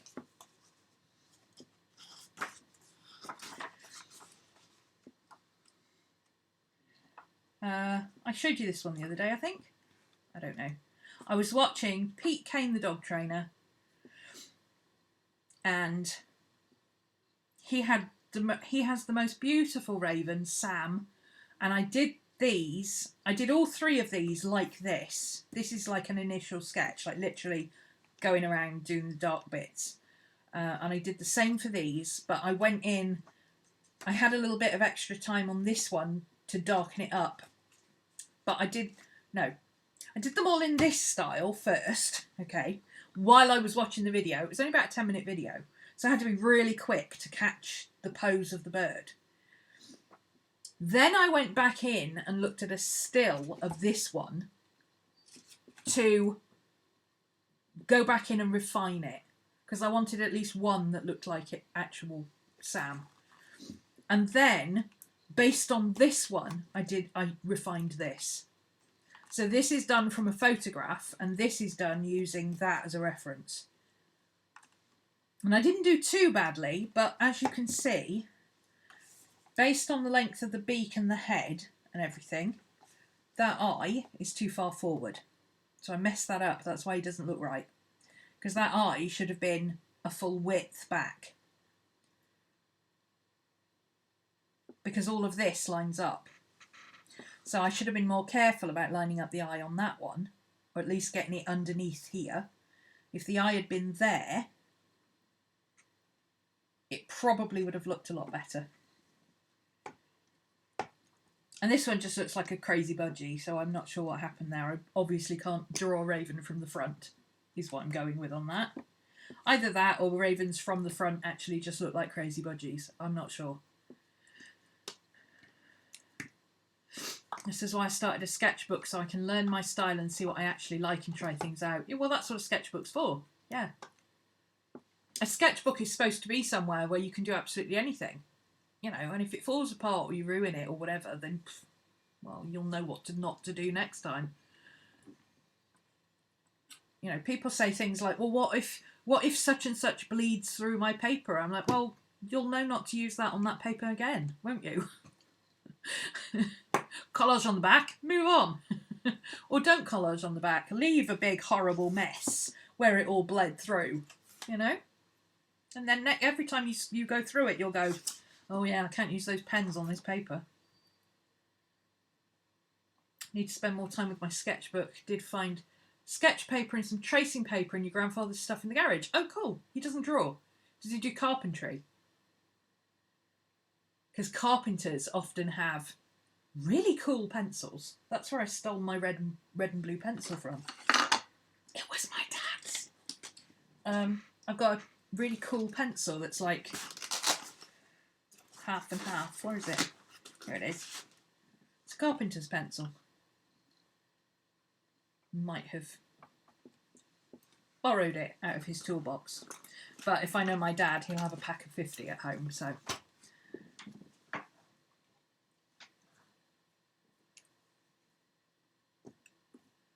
I haven't really touched art since February, but I'm ready to play again. Yeah, sometimes you have to take a break. I primarily write, but sometimes I do art, but I learn much from artists about practicing and not getting caught up in producing perfect stuff all the time. Yeah. Sometimes you've just got to grab a composition notebook and a ballpoint pen and off you go. And get the idea down on paper, even if it's complete and utter rubbish. because it's the act of producing and making and writing and allowing that creativity to flow that is important. It's not about creating perfect things. Anybody can edit. They have people who can't write who do editing. But not everybody can write well. But anybody can edit well. So the more you practice writing, the better you're going to get. And then you're going to be one of the people who can write well, as opposed to just people who can edit well. Anybody can spell check. Lots of writers, yay! Do you all follow Burgess? Found paintings and drawings of a Belgian animated movie with painted overlays. Oh my god! Are they original stills? What are they called? Stills?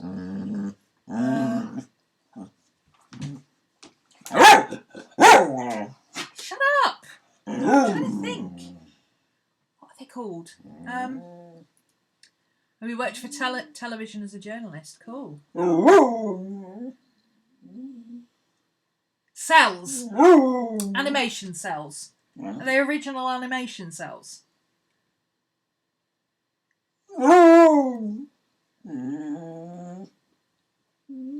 Because those are hard to come by. Try not to get too perfectionist. Yeah, you have to. There's a time for being perfectionist and a time for saying, you know what? Who cares? I just want to draw in ballpoint pen today. Dad built a workshop and you stole his pencils. Yeah, I used to like those big. Do you remember those big, chunky, flat pencils they used to be able to get? Oh, you're friends with Burgess? Oh, well, there you go. Me too. I've known Burgess for a while. Engineer. Those big, thick, wide pencils. Yes, they were like. They were almost like the thickness of a ruler. Oh, he does this all the time. You tune him out after a while. They were kind of that sort of size, but a little bit thinner. And they were flat. They were so comfortable to hold. I think they're called carpenter's pencils. But then my dad's a bit of a one. So I never know if he's telling the truth or not. But my dad has always said that the reason they're flat is so that you can stick them behind your ear. Which kind of would make sense because round pencils don't sit right, whereas the flat ones do. So that would make sense if that actually is why they do make them flat. But I think the real reason they make them flat is because if you're working on something that's not quite level and you put your pencil down, it rolls off, doesn't it? So I think they made them flat. Excuse me. I think they made them flat or triangular or whatever. Shush. To stop them rolling off. That's my theory. But my dad's convinced that it's because they fit behind your ear. Hey Brenda! I'm just about to wrap up. But I've been rogue-ivering. And ranting. Ranting and rogue-ivering. Look what I did. I put Mickey's prints in a frame. I think they look awesome. I shall have to send her a picture of it. Yeah, I think it was to stop them. Like if you were working on something that had even a slight roll or an angle to it, it would roll off, wouldn't it? So I reckon the flat and triangular pencils are to stop them rolling. Because those flat pencils, you can even put them at a 45-degree angle, and as long as the surface isn't too smooth, they'll stay put.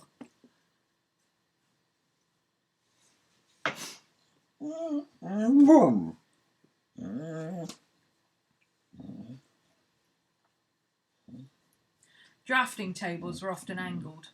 Yeah, but architects usually use drafting tables, don't they? And they don't tend to use regular pencils or flat pencils. They tend to use mechanical pencils or pens, which tend, not always, but tend to have a clip on, so they don't roll anyway. It's interesting. I'd like to know why.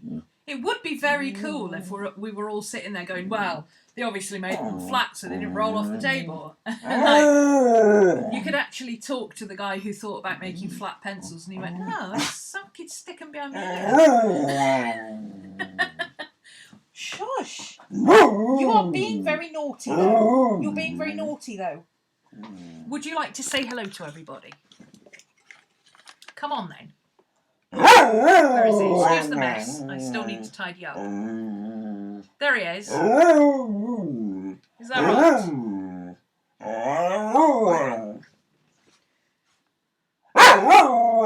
Look at his face. She's like, oh, he's embarrassing me again. He's embarrassing me again.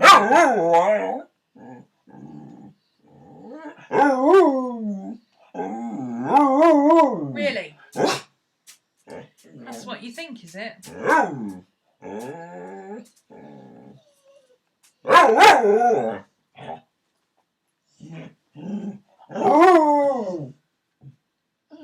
You want something too now?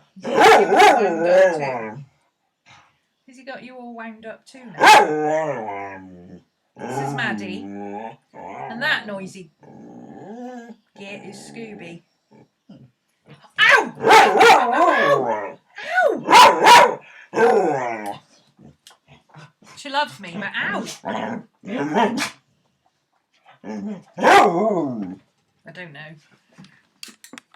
They obviously want something, but I don't know what they want because they've got tea. And yeah, it's probably time. It's like, Mum, it's Thursday and it's 7:45. I swear he knows what time it is. He knows when I should have wound up. Going back to work. Okay, well, I've just done an hour and a half stream, so you'll be able to catch up. We're doing class tomorrow. So I won't be YouTubing tomorrow. We're going to do class tomorrow at 4 that we should have done today. I've just swapped them over.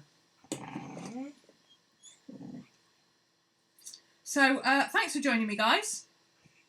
And I will see you all again tomorrow if you're in class or on Patreon.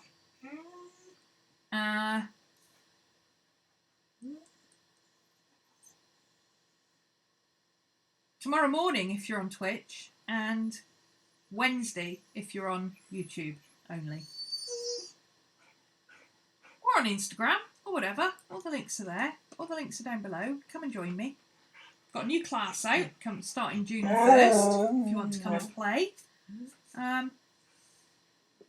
And please do come and support me on Patreon if you want to. I'm trying to get my Patreon to, I'm thinking I might set it to a community max. So if I set it to, instead of having goals, have a community number. If I set it to a certain community number, I will do what Teo does and switch off my ads on YouTube. Because you don't really get an awful lot from ads on YouTube, if I'm honest. So I might, yeah, if I can get enough patrons, I'll just switch off ads and then we won't have any. We won't have to worry about it. Yes, watch the videos. I do this twice a week, usually Wednesdays and Fridays, but like I say, today was an anomaly because I've swapped it over. Should have been a class today. But I don't like to not stream if I get home in time, so. Yeah, thanks for joining me, and I'll see you all guys all again soon.